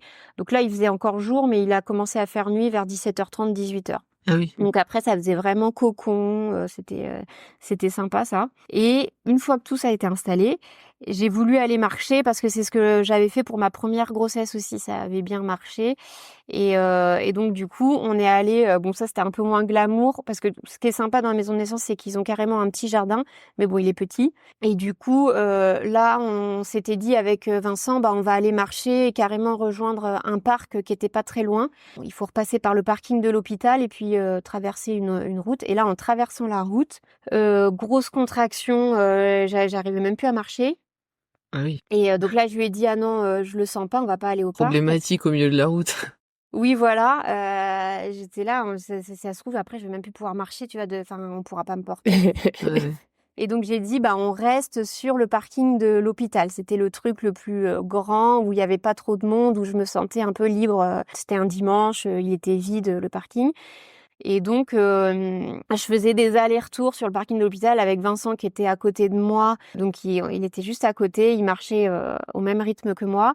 Et à chaque contraction, en fait, je m'arrêtais, je me tenais à une balustrade, voilà, penchée en avant. Et voilà, je faisais you sur mes contractions. Ça m'aidait vraiment au moment de l'expiration de faire ça. Et Vincent me faisait des points d'acupression où il m'appuyait. C'est le GI 4, c'est le gros intestin 4, le point, qui est entre le pouce et l'index au niveau de la palmure là, et il appuyait très très fort. C'est ce qu'il avait déjà fait lors de mon premier accouchement, et en fait ça fait dévier la douleur en fait, ça, parce que par moment il appuyait vraiment très très fort, ça faisait hyper mal, mais du coup c'est rien quoi s'il appuie là, donc ça faisait hyper mal. Donc même à un moment j'ai dit waouh, tu m'as fait trop mal, mais du coup je me concentrais sur cette douleur là et carrément moins sur la douleur de la contraction, et ça marchait trop bien. Ça, c'était c'était ma sage-femme en libéral qui nous avait appris, c'est la méthode Bonaparte. Après, il y en a d'autres, il y a le x3 qu'on peut faire au niveau du pied et il y a le VB30 qu'on peut faire au niveau de la fesse. Mais moi, déjà, ils sont moins accessibles et ça marchait moins bien sur moi. Et donc, voilà, Vincent, il me faisait vraiment que au niveau de la main. Et en fait, avant, vraiment aux premières contractions, quand je pouvais un peu encore parler, je crois que je lui disais ah ça vient. Et puis après à la fin, je parlais même plus, mais il le voyait en fait. Je m'arrêtais, je me penchais en avant, et là je lui avais dit que voilà, quand je commençais à faire ça, il fallait qu'il appuie tout de suite. Il fallait surtout pas que j'ai la douleur avant qu'il appuie. Donc il appuyait avant que j'ai la douleur, et il appuyait pendant toute la contraction, quoi, donc peut-être pendant 1 minute. Et du coup, je faisais you, il appuyait, et j'étais penchée en avant. Et c'était ça Le qui protocole. marchait. Voilà, c'était le protocole. C'était ce qu'on avait fait pendant la première grossesse, donc on a recommencé exactement la même chose. Et donc voilà, entre chaque, après je marchais, et puis à chaque fois je m'arrêtais. Et du coup, à un moment, donc ouais, parce qu'on est arrivé j'ai le partogramme de la sage-femme qui a tout noté, donc parce que moi les heures je m'en souviens plus du tout, mais grâce à ça, ça me permet de voir un peu. J'étais arrivée à la maison de naissance à 16h20, le temps qu'elle m'examine, je crois qu'on était ressortis à 17h de la maison de naissance pour aller marcher, donc tout ça c'était vers 17h. Et puis je crois que vers 17h45, j'ai dit à Vincent, bon là ça commence à être vraiment des contractions fortes, douloureuses, vaut mieux qu'on se rapproche là de la maison de naissance. Donc là on est retourné dans la maison de naissance. Entre-temps, sur le parking, je vois quelqu'un arriver, en fait c'était la sage-femme de renfort qui est arrivée, je pense vers 18h. C'était optimisé pour elle parce que j'ai accouché peu de temps après. Et en fait, on est retourné, elle m'a réexaminée vers 18h dans la maison de naissance. Donc là, elle m'a pas réexaminée au niveau vaginal, donc c'est ça qui était pas mal, hein. Il y a vraiment pas eu de toucher vaginal. Et d'ailleurs, je sais même plus si finalement il y en a. Si, il y en a eu un quand même quand je suis arrivée au tout début. Mais bon, là, il y en avait pas eu. Et par contre, elle me remet le monito. Et ce qui est bien, c'est que c'est un monito sans fil. Donc je pouvais me déplacer du coup là j'étais, je me souviens, dans la salle de bain et je m'accrochais au lavabo de la salle de bain, penchée en avant parce que j'avais vraiment besoin ça d'un appui, pour m'accrocher en avant et d'être penchée en avant et Vincent qui était à côté de moi et là, bah, pareil, je me souviens, ça me fait comme mon premier accouchement où là, j'étais carrément en train je donnais un peu des des coups de tête dans son torse ou dans son ventre, mais crispais contre lui, enfin un petit peu, au moment de la contraction, j'avais besoin de me sentir contenue et du coup, bah, il me serrait fort et moi je me serrais contre lui et bon ça c'est je sentais que c'était annonciateur quand même de que ça allait, arriver bientôt et bah, la sage-femme l'a vu aussi. Donc là j'ai dit: «Ah le monito me gêne, est-ce que tu peux» parce que j'avais encore le monito: «Est-ce que tu peux me l'enlever?» Et il était 18h-10. Donc elle m'a dit: «Oui, pas de souci, je l'enlève» et quand je suis rentrée là vers 18h à la maison de naissance, la parce que j'avais dit que je voulais accoucher dans l'eau. Donc elles le savaient, elles avaient déjà gonflé la piscine était déjà gonflée, dans le salon, mais il y avait pas encore l'eau et quand je suis rentrée à 18h, elles ont vu que c'était des contractions sérieuses, donc elles ont commencé à mettre, le tuyau, bon allez, je crois que ça a changé aussi, mais à l'époque, c'était tuyau d'arrosage de l'extérieur, donc qui passait par la fenêtre, je sais pas quoi, puis, hop, dans la piscine et fallait que l'eau soit à 37 quand même, donc puis là, il y avait pas possibilité de chauffer l'eau, donc en fait, il y avait la bouilloire où elle faisait chauffer l'eau à la bouilloire, mais bon, la piscine, elle est énorme avec et donc elle faisait des allers-retours avec la bouilloire où elle mettait de l'eau chaude. Donc ça, c'était au début quand j'étais pas encore dans la piscine, mais il y avait très peu d'eau dans la piscine et j'avais eu un récit d'accouchement où la maman avait dit: «Ah bah oui, j'avais été un peu déçue parce que, bah, j'avais de l'eau aux chevilles, mais voilà, donc elle avait accouché quand même, mais forcément, elle avait pas eu la sensation de l'eau jusqu'à la poitrine, quoi et donc j'avais un peu peur de ça et là, du coup, ouais, là, quand j'ai vu le truc, je me suis dit: «Ah», j'ai dit à Vincent: «Mais va leur dire de mettre l'eau, mais qu'elles mettent l'eau» et donc il est allé leur dire: «Ouais, ouais, faut mettre l'eau et tout» et donc ouais, elles ont été très réactives, elles ont mis l'eau et là, c'est vrai que moi, par contre, je savais pas trop quand est-ce que ça allait arriver, mais c'est la sage-femme qui m'a dit donc j'avais plus aucune notion du temps, mais je vois sur le parthogramme, elle a tout écrit. En fait, à 18h30, elle m'a dit: «Là, Marion, faut que tu ailles, dans la piscine, là». Donc je suis allée dans la piscine et carrément, elle m'a dit: «Enlève ta culotte», donc OK, elle sentait que ça allait arriver et donc là, j'avais de l'eau, aux hanches, je pense, enfin, je pouvais être assise et puis j'avais de l'eau aux hanches. Puis après, ça a continué à monter un petit peu encore plus. En même temps donc que j'étais dans la piscine, elle continuait toujours à mettre, de l'eau chaude avec la bouilloire électrique. Donc ça, c'était bien parce que quand elle mettait l'eau chaude, elle me le mettait sur le dos et ça m'avait vraiment, beaucoup soulagée. Donc elle faisait ça. J'avais l'impression c'était un peu loufoque, c'était drôle, parce que du coup, je voulais que ce soit dans le noir avec juste mes petites lumières, donc c'était le cas. Mais elles, pour pouvoir se déplacer, y voir quelque chose, elles avaient quand même mis, des lampes frontales sur leur front. Donc on avait l'impression qu'on était un peu en mode, spéléo et donc je les voyais plus trop après, mais je les entendais faire des allers-retours avec la bouilloire électrique là pour me mettre, de l'eau chaude dans la piscine. Donc c'était ça là en permanence avec leur lampe frontale quoi, c'était dans le salon, elles faisaient ça donc Comme des c'était petites drôle. lucioles.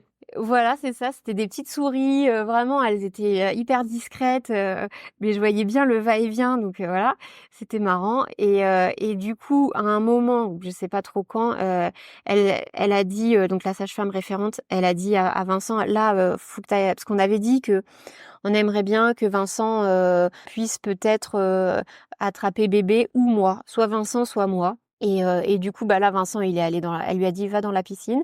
Donc il y est allé. Il y avait encore le tuyau d'arrosage, elle qui mettait de l'eau chaude, donc c'était encore quand même, c'était juste, cette arrivée, quoi et même à un moment, une fois que Vincent était dans l'eau, le tuyau d'arrosage et je pense qu'il y a quelqu'un qui a dû appuyer sur le tuyau d'arrosage, il est ressorti, qui s'est pris le bout du tuyau dans la tête et le tuyau a arrosé tout le mur de toute la maison de naissance et ensuite elles ont fini par le remettre donc enfin voilà, il y avait eu des trucs vraiment marrants où tu sens que c'est c'est un peu du bricolage quoi, mais ce qui était normal parce qu'en plus d'ailleurs, c'était les débuts de la maison de naissance.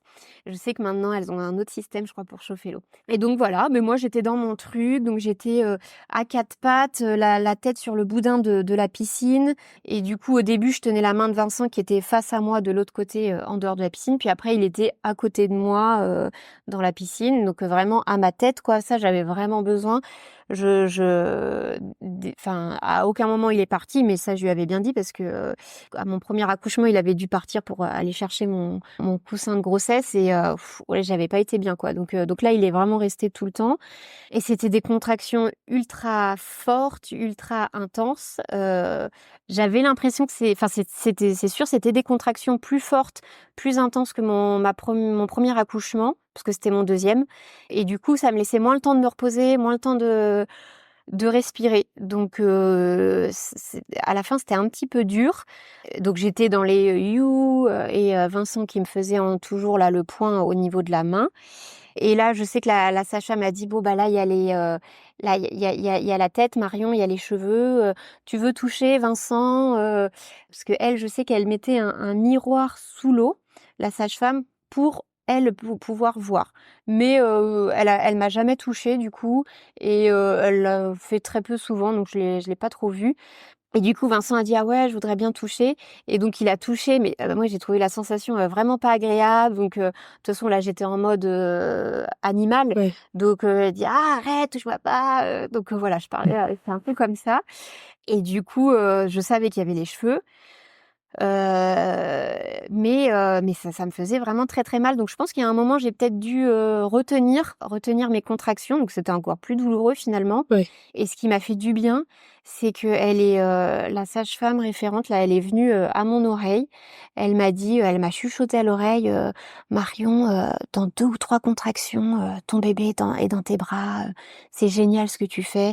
Et d'ailleurs ça, elle me l'a dit pendant que j'étais dans plusieurs fois pendant que j'étais dans la piscine. Elle m'a dit: «C'est super, tout se passe bien, tout est normal, c'est très bien ce que tu fais». Et ça m'a, alors du coup, moi, je lui répondais jamais, j'étais dans mon Mmh. truc, mais c'était hyper important ces messages-là. Et là, surtout la fin, parce que j'ai vraiment eu, je pense que j'ai eu ce truc de désespérance là, où mais je parlais pas du tout, j'ai pas dit: «Oh non, j'y arriverai pas» ou quoi, mais c'est juste que dans ma tête, j'étais: «Ah, ça fait mal», c'était trop douloureux. Donc je pense inconsciemment, je me suis un peu retenue. Et quand elle m'a dit, elle a dû le voir, et du coup, elle m'a dit: «Dans 1 ou 2 contractions, ton bébé, il est dans tes bras». Bah, en fait, je me suis dit: «Ah oui, bah, là, je vais pousser, comme une dingue», et parce que Qu'on en ça, finisse. c'est sûr, ouais. Qu'on en finisse, je veux que et en effet, là, j'ai vraiment senti, quoi. La tête est sortie et les épaules ont suivi, donc tout le bébé Ouais, en entier est sorti sur une contraction, en ouais. fait. Parce que j'avais l'expérience du coup du premier accouchement où là, bon, c'était quand même plus médicalisé et le gynécologue voulait être là, c'était son protocole à lui. Et du coup, il m'avait fait sortir la tête, qui était carrément, avec mon périnée comme ça, vraiment, écarté au max. Puis il m'avait dit: «Ah, pour éviter les déchirures, attends, patiente là». Et ce que m'a pas du tout fait la sage-femme là, justement.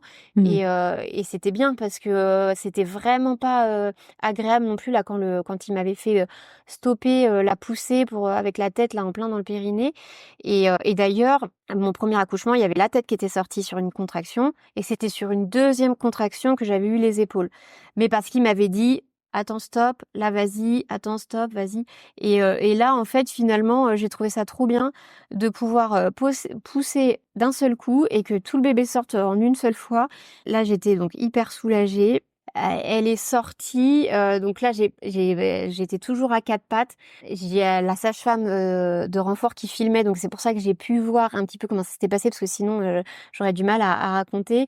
Et en fait, c'est Vincent qui l'a attrapée par en dessous mes jambes, et qui l'a fait remonter à la surface entre mes jambes. Et c'est moi qui l'ai attrapée, elle était encore sous l'eau, et je l'ai attrapée pour la sortir de l'eau et la mettre du coup contre mon torse. Et donc là, c'était génial. Bah, j'étais toute tétanisée des jambes. Par contre, j'étais encore à quatre pattes avec donc là pour le coup, j'étais sur les genoux. avec bébé dans mes bras. Et là, j'ai eu besoin là, je lui ai dit à Vincent, attends, aide-moi, parce que j'arrivais plus à m'asseoir. Donc, je lui ai redonné Alba.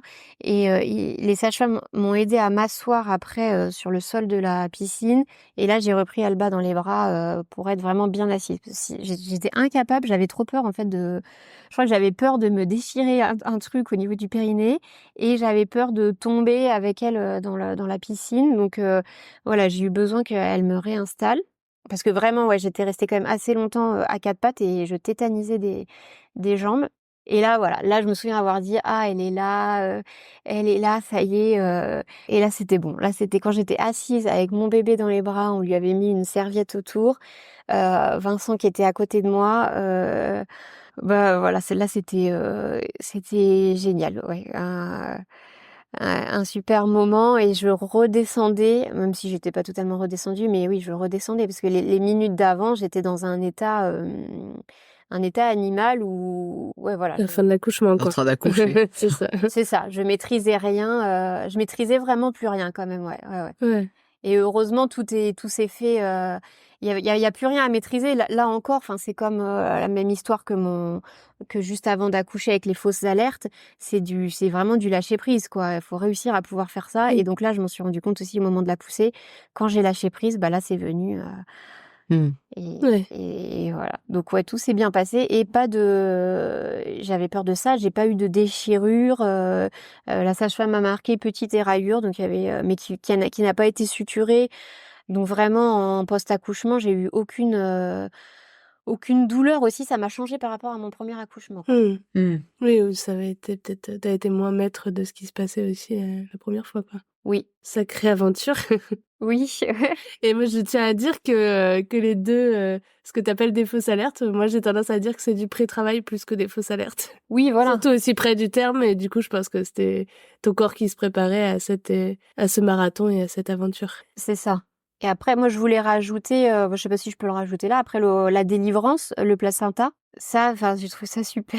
Bah, ça fait un peu bizarre de le dire aussi, mais parce que j'étais revenue à moi, donc j'étais à nouveau plus consciente de ce que je faisais. Et puis, mon premier accouchement, il m'avait un peu appuyé sur le. Alors, pareil, ouais, j'avais vachement lu, donc je lui avais dit, ah non, non, j'ai pas envie que tu m'appuies trop sur le ventre. Bon, il l'avait quand même fait, mais ça va, c'était vraiment, franchement, très, très léger, rien. Mais là, du coup, elle l'a pas fait du tout, et donc j'ai même eu le temps, j'ai mis bébé au sein. Et en fait, quand je regarde là sur le partogramme, donc ouais, j'ai accouché à 18h45 et puis la délivrance du placenta s'est fait à 19h20, je crois, donc ça allait, quoi. Mais c'est vrai que tout de suite, pour mon premier accouchement, très rapidement, je pense franchement au bout de 10 minutes, on a commencé à s'inquiéter du placenta. Ouais. Là, elles m'ont dit, bah, en mettant au sein, ça peut aussi redéclencher des contractions, donc ça peut aider le placenta, l'utérus à faire sortir le placenta.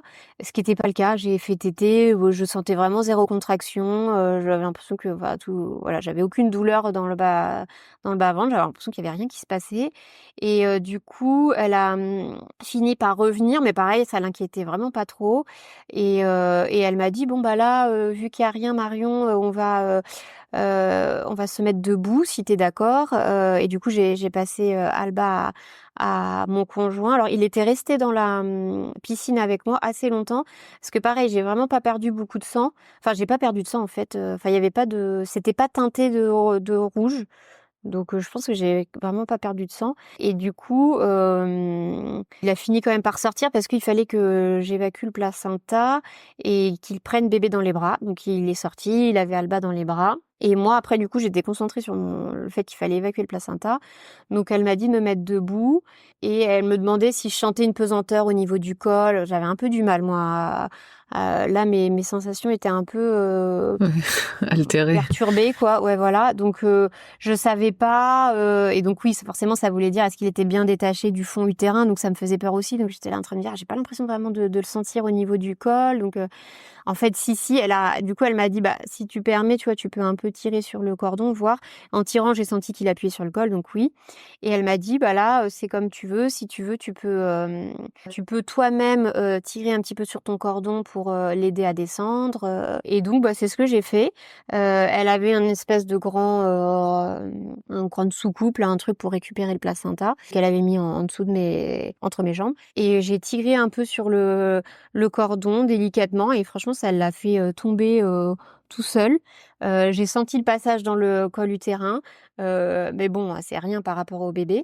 Et donc voilà, j'ai expulsé, le placenta est tombé dans ce grand ramequin. Donc j'ai vu mon placenta parce que je l'avais pas vu en fait la première fois. Et donc j'ai pu voir le placenta et là, bon, ça m'a fait trop rire parce que la sage-femme, elle est très, voilà, très coquette, toute mignonne, voilà. Et là, elle s'était transformée en bouchère où elle voulait me montrer le placenta. Donc elle me disait, donc là, tu vois, là, t'as la veine, là, t'as les artères. Elle le retournait dans tous les sens. Bon, elle avait des gants, mais elle retournait le placenta. Voilà, donc c'est là, bon, on a tout. Il y a aucun... Il est en un seul morceau, ça veut dire qu'il n'y a aucun morceau qui est resté dans ton utérus. Donc elle m'expliquait tout. Et j'ai vu mon placenta, là, elle le retournait dans tous les sens. Et j'ai pu l'expulser moi-même. C'est pas elle qui a tiré, c'est moi qui fais tout toute seule. Donc ça, en fait, j'étais trop fière de moi, de cette expulsion de placenta. Et puis bon, ça faisait partie aussi un petit peu de mon stress parce que j'avais refusé la perfusion de Saint-Toussinon qui pouvait être utile en cas d'hémorragie de la délivrance. Donc je m'étais dit, faut pas qu'il m'arrive un truc du coup. Et quand j'ai vu que tout se passait bien, enfin voilà, j'étais hyper rassurée, hyper contente. Et donc là, ça s'est terminé comme ça, où j'avais expulsé le placenta. Et puis après, ouais, là j'ai voulu sortir du coup. Donc je suis sortie de la piscine, enroulée dans une serviette. Et puis on a pu aller dans la chambre où il y avait le grand lit double avec toutes nos petites affaires, nos trucs à grignoter, à boire, les bougies. Et donc on s'est installé là dans le grand lit double avec donc là j'avais moi Alba dans mes bras et j'ai pu la mettre au sein tout de suite et Vincent était à côté de moi dans le lit double. Pour la petite histoire aussi, c'est que notre fille, on voulait on l'a appelée pendant toute la grossesse, même notre fille aînée l'appelait comme ça même après une fois qu'elle est née. On voulait l'appeler Pia. Donc Pia, c'est un prénom italien, enfin voilà, on aimait beaucoup Pia. Et puis donc elle s'est appelée Pia pendant 3-4 jours. Et en fait, en envoyant tous les messages aux copains-copines, il y a une copine de Tahiti là qui nous a répondu, mais bon, je sais pas si je dois vous le dire, mais vous savez que Pia, ça veut dire bière en tahitien, quoi. Donc Pia, en effet, pourtant on a fait un an de tahitien, enfin voilà, on était quand même pas... Donc on s'en est trop voulu, s'est dit ah mais oui, ok, c'est quand même voilà, elle est née à Tahiti, on a un projet de vivre à Tahiti. Si on était retourné en France, on s'était dit on change pas le prénom, on s'en fout. Mais là vraiment ça s'appelait Pia en Polynésie, donc Pia voilà qui veut, et on parle énormément tahitien ici, donc on a Je changé comprends la réflexion. Voilà, on a changé de prénom, on l'a appelée Alba, et heureusement la déclaration n'avait pas encore été faite à la mairie. Oui, c'est ce que j'allais dire. Oui. Mais du coup, c'était assez perturbant. Voilà, on a fait une nuit blanche là-dessus, où on l'a appelée Pia, et puis surtout que notre fille, elle l'a appelée Pia encore parce qu'elle avait un peu plus de mal, donc elle l'appelait Pia encore pendant 2 ou 3 semaines. Et donc, du coup, on lui disait non, c'est Alba. Je repense à ce moment-là parce que voilà, à la maison de naissance, voilà, on disait bienvenue Pia. Enfin, on disait Pia, voilà. À la maison de naissance, c'était Pia, voilà. Et après, c'est devenu Alba. Donc voilà, et on est resté pendant 4 heures post-accouchement pour vérifier que tout allait bien, que voilà, l'utérus diminue un petit peu de volume, qu'il n'y avait pas de perte de sang. Moi, j'ai pris une douche, bon, j'ai même fait pipi sous la douche, et j'ai juste eu une toute petite douleur au moment du pipi. Et après, j'y suis retournée, j'ai dû refaire pipi. Et là, j'avais même plus mal. Et ça m'a choquée tellement c'était quand même hyper précoce. J'avais plus de douleur. Je pouvais aller à la selle et faire pipi sans douleur du tout dès le soir de mon accouchement. Il y a juste eu le premier pipi du coup. C'est cool. Et donc ouais, ça a été c'est l'un des gros plus moi de cet accouchement physiologique, parce que c'est quand même hyper important. T'es déjà fatiguée, donc de pas avoir les douleurs. Donc en plus j'avais prévu 36 000 trucs, j'avais prévu des trucs, des serviettes froides au congélo, des antidouleurs, enfin des trucs en gel à me mettre. Et j'ai vraiment pas eu besoin de les utiliser parce que je sentais rien. Tant mieux. Je sentais rien au niveau du périnée. Ouais. Oh, c'est cool, ouais. Mmh. Je trouve ça fou, toutes les anecdotes qui font de ton récit un récit assez singulier. C'est cool, tu vas pouvoir raconter tout ça à ta fille plus tard. Ben oui, je suis contente Tu du coup risques que pas ça de l'oublier, reste, quoi. voilà, ouais. Lui fera écouter l'épisode du podcast. C'est ça, C'est ouais. ça. Oui, c'est le but justement, c'est ça qui me fait plaisir quoi, qu'il reste quelque chose, parce que les années, passent et tu oublies quand même pas mal de trucs donc là ça Oui, me c'est sûr. permet de redire tous les petits détails, quoi.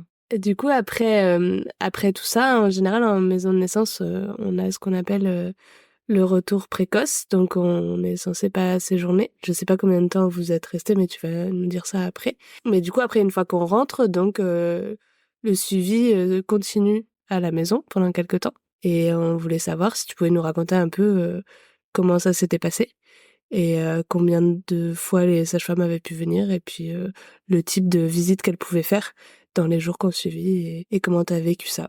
Donc nous, elle nous avait prévenu, les sages-femmes, que c'était minimum 4 heures post-accouchement à la maison de naissance. Ça pouvait être un peu plus long, mais voilà, on sortait pas avant 4 heures. Donc j'ai accouché à 18h45 et à 23h, donc vraiment 4 heures après, j'étais dehors en fait. Même nous, finalement, on serait, vu que c'était la nuit, on était bien, on serait vraiment resté. Alors, elles nous ont laissé la possibilité, hein, mais il y a une maman qui est arrivée au moment où j'ai accouché. Après, elles me l'ont dit, parce que moi, j'avais rien capté, mais il y a une autre maman qui était arrivée au même moment où j'ai accouché, donc elle qui était en début de travail. Et dans cette maison de naissance, elles ont un autre bungalow dans le jardin avec salle de bain et puis une petite pièce, mais qui est quand même moins grande, où tu peux un petit peu patienter. Donc la maman était là, était dans cette pièce-là. Et donc je savais qu'il y avait une maman. Donc du coup, je m'étais dit, bah oui, on va libérer la place. Mais c'est vrai qu'on était tellement bien qu'on aurait aimé rester plus longtemps. Voilà, elles sont passées tous les quarts d'heure ou toutes les demi-heures pour faire l'examen de moi, du coup, et puis de bébé. Au bout de 4 heures, donc tout allait bien. Donc on est rentré, on est parti à vers 23h de la maison de naissance. Et puis on avait, oui, 20-30 minutes de route. Donc avec Alba dans le siège auto et on est arrivé, ouais, je pense vers 23h30 chez nous. Il y avait nos copains qui dormaient. Bon, on a vu qu'il y avait encore la lumière dans leur chambre, mais moi je voulais direct aller présenter Alba et tout. Vincent il m'a dit non, on va se On va se coucher et reposer. voilà, on va se reposer et on leur présentera demain. Donc c'est ce qu'on a fait. On a dormi tous les trois donc dans notre chambre avec Alba. Alba qu'on avait mis dans un petit cocon au milieu de nous. Et Billy était dans sa chambre. Et bon, à cette époque, elle se lève toujours très tôt, mais bon, elle s'était levée quand même hyper tôt, je crois, donc 5 heures du mat, je crois. Et donc elle sort toute seule de sa chambre, elle vient dans notre chambre, et puis et donc voilà, à 5 heures du mat, elle est arrivée dans notre chambre, et là, voilà, c'était chouette, quoi, parce que vraiment, elle a juste eu sa nuit, elle a dormi, elle a rien, elle a vraiment, oui, rien vécu du coup là de ce qu'on a vécu, et hop, il y a un bébé là qui est là dans le lit de C'est ses magique, parents. quoi. Voilà, donc on l'avait préparé, on savait pas comment. Elle avait même pas encore 2 ans, ouais, enfin elle avait 23 mois quoi, et on l'avait préparée, mais on savait pas trop si elle avait bien tout compris. Et en fait, si elle a dit ah bébé est arrivé, bébé est arrivé, et donc elle arrêtait pas de dire cette phrase bébé est arrivé, bébé est arrivé. Et donc elle était toute euphorique, elle tournait autour, elle la regardait, elle lui faisait des bisous, donc elle était trop contente. Vraiment, c'était voilà, je me suis demandé comment allait être ce moment, si elle allait se mettre à pleurer. Et non, en fait, c'était génial, quoi.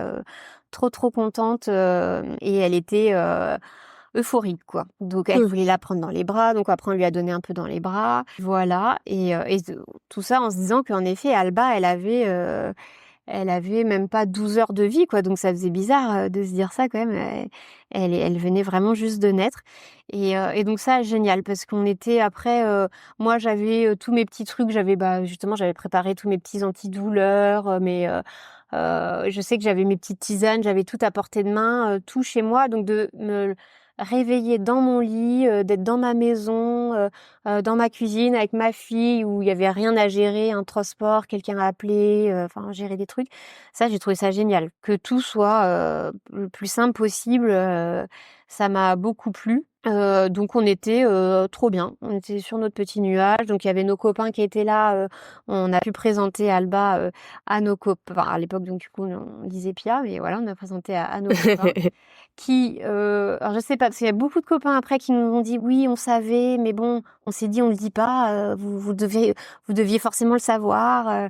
Donc je sais pas si ça faisait partie des copains qui savaient. Donc peut-être ils ont été étonnés peut-être quand on leur a dit, on a dit Pia. Mais bon, en tout cas, eux nous avaient rien dit. Que ça voulait dire bière en tahitien. C'est fou ça que personne vous l'ait dit plus tôt, je trouve. Bah oui, et c'est pour ça que j'ai trouvé ça chouette que cette copine prenne tu Bah vois, elle a ouais, dit bon, je le dis, je sais pas s'il faut le faire ou pas, mais je vous le dis quand même. Et du coup, on a apprécié. Et en fait, les je autres, comprends, ils ouais. se sont dit, bah non, on voulait pas vous perturber dans votre choix. Mais, Ah, en même temps, mais ça se comprend aussi. voilà, ça se comprend aussi. Mais du coup, si on l'avait su après, une fois que c'était Ça aurait inscrit été sur, compliqué. et Ça, bah ça du aurait coup, été dur. ouais, là, j'aurais préféré qu'on nous dise rien du tout. Par contre, une fois inscrit sur Ah bah l'état oui, civil, là, ça aurait été bien de ne rien Après, dire. ça peut se changer, mais c'est des Oui, c'est décisions voilà, long. juridiques un peu longues, quoi. voilà, c'est ça. Donc non, finalement, c'était bien que rien ne soit fait encore Ah et qu'on bah ait ouais, encore la ouais. possibilité de changer. Ouais. Du coup, il a fallu refaire le tour des textos pour dire non, finalement. Voilà, du coup, j'ai renvoyé un texto à tout le monde en disant finalement, donc tout le monde a rigolé. En plus, j'avais fait vraiment un truc assez large où j'avais envoyé aux collègues de travail, aux Ah oui, sages-femmes, du à coup, toutes les faut refaire le sages-femmes. répertoire, quoi. Donc c'était un peu, oui, voilà, c'était un peu la honte. Certaines, c'était des connaissances ou c'était juste par principe. Ou je me suis dit, enfin, je crois qu'il y en a même où j'ai pas renvoyé parce que je me suis dit bon, je crois qu'ils s'en fichent un peu de toute façon. Donc ouais, voilà, je renvoyais mon truc là pour dire que finalement notre fille s'appelait Alba. Donc ouais, j'ai renvoyé à tous ceux pour qui c'était Il important. comptait. Voilà. Mais je pense qu'il y en a encore qui croient qu'elle s'appelle Pia, mais donc voilà, on a présenté Alba et puis après, c'était dès le lendemain, donc le lundi, il y a une des 3 sages-femmes référentes qui est venue pour peser Alba, vérifier que tout allait bien, la cicatrisation du cordon. Et puis, on avait aussi l'obligation de faire un examen pédiatrique avec un ou une pédiatre. Donc nous, on a pris rendez-vous dès le lundi fallait que ce soit fait à J2 ou J3, je crois. Et du coup, nous, c'était le mardi. Donc ouais, elle était née le dimanche soir, donc elle avait 48 heures de vie. Là, on a vu la pédiatre le mardi. Ça s'est très très bien passé. Pédiatre au top, qui nous a donné plein de petits tips aussi par rapport à bébé. Elle était hyper douce et puis Alba, elle est très bien. Donc il y avait juste eu où je pense qu'en effet, donc à la maison de naissance, ils ont une balance bébé, mais alors elles avaient mis une serviette par-dessus assez bon, enfin, moi je suis habituée parce que j'ai bossé en PMI, on met juste nous un drap patient très léger. Bon là, elles avaient mis carrément une serviette bébé, plus une couverture, enfin déjà voilà, elle était et puis je crois pas qu'elles avaient fait la tare là, et donc elles ont pesé bébé et Alba faisait 3 kilos, 300 quelque chose et puis après alors, le bébé perd un peu de poids dans les premiers jours de vie, mais là, quand même, la perte était à plus de 10%. Donc, ce qui, normalement, Conséquente, ouais. aurait été inquiétant. Et du coup, c'était le cas. Là, la pédiatre, elle a regardé, elle a dit, ah oui, il y a une perte de plus de 10%. À mon avis, c'est plus parce que il y a eu un petit couac au niveau de la pesée le jour de la naissance. Oui. Je pense que c'est le cas. Donc, finalement, elle pesait plutôt 3 kilos 100 ou un truc comme ça. Elle pesait moins. Et puis, ou même 3 kilos, je crois. Et au niveau de la taille aussi, elle l'avait mesurée à 54 centimètres, ce qui est quand même assez grand. Et puis Ah finalement, oui. là, la pédiatre l'a pesée, elle faisait 51 centimètres. Donc voilà, il y avait eu des petits couacs là-dessus. Et du coup, non, tout s'est bien passé au niveau du premier examen par la pédiatre. Et oui, en Polynésie, il y a obligation de faire le BCG, donc c'est contre la tuberculose, et de faire l'hépatite B. Bah, merci pour toute ton histoire. Je vous en prie. On est content de pouvoir montrer comment se monte un projet en maison de naissance. Oui. Oui, puis c'est vrai qu'il y a des particularités, enfin il y a des choses différentes par rapport à la métropole aussi. Ouais. Oui, c'est sûr. Et c'est ce que j'allais dire. Puis malgré aussi tout le stress que tu as pu ressentir à divers moments, enfin voilà, que tu aies pu mener à bien ce projet, c'est super aussi. On est assez contente d'avoir pu recueillir tout ça. Et moi, je voulais rajouter par rapport à la tradition du pou fénois.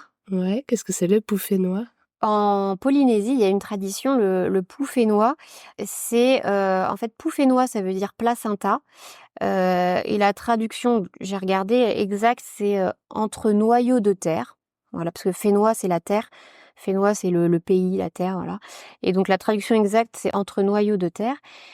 Et donc la tradition du pou fénois, c'est ici c'est légal en Polynésie, tu as le droit de récupérer ton placenta. Donc d'ailleurs les équipes soignantes te le demandent systématiquement. En fait, on me l'avait demandé lors de mon premier accouchement, sauf que du coup j'avais pas du tout été sensibilisée à cette tradition. J'en avais entendu vaguement parler, mais du coup j'y avais vraiment pas réfléchi. Et donc sur le moment, elle m'avait dit, je me souviens à l'époque, la sage-femme m'avait dit, tu veux récupérer ton placenta? Et j'avais dit, oh, je savais pas pourquoi elle me demandait ça. Et puis j'avais dit, bah non, non, non. Et donc je l'avais pas récupéré. Et en fait, bon après j'avais un peu regretté. Mais bon, de toute façon, on était dans une maison en location. Je me voyais mal mettre mon placenta dans le jardin de la maison en location. Et là, par contre, on venait donc d'acheter une maison, c'était notre jardin. Et là, je m'étais dit, ah oui, là, je veux absolument récupérer mon placenta. Donc, elle me l'avait demandé si je voulais. J'avais dit que oui. Et donc, en attendant, on l'avait mis au frigo, je crois. On l'avait mis au frigo. Et puis, dans un petit peu l'excitation de la naissance, on était parti de la maison de naissance sans mon placenta. Du coup, on s'était rendu compte 2-3 jours plus tard que j'avais oublié mon placenta. Donc c'est marrant parce que bon, c'était leur frigo où elles mettaient aussi leur truc pour manger. Mais bon, il était bien. Ça, elle l'avait dit, c'était noté aussi dans la liste avec les draps, les serviettes à amener. Et ben, il y avait aussi marqué ramener un grand tupperware ou un grand truc qui ferme. Et donc c'est ce que j'avais fait. J'avais amené un énorme tupperware qui fermait. Donc voilà, mon placenta était dans un truc hermétique qui fermait dans le frigo. Et donc on est finalement allé le récupérer 2-3 jours plus tard dans le frigo de la maison de naissance. Vincent avait acheté un ylang-ylang parce que la tradition, donc, c'est d'enterrer le placenta dans la terre et ensuite d'y planter au-dessus un arbre fruitier. Donc nous, c'était pas un arbre fruitier. On n'a pas vraiment totalement suivi la tradition, mais on a mis un ylang-ylang parce que voilà, on aime bien l'odeur de l'ylang-ylang.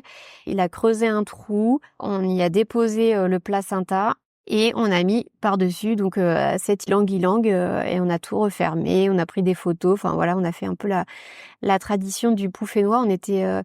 On était contents et puis je trouve que c'est hyper symbolique pour Alba parce que on vit dans cette maison, on espère y rester encore très longtemps et l'arbre est en train de grandir avec elle.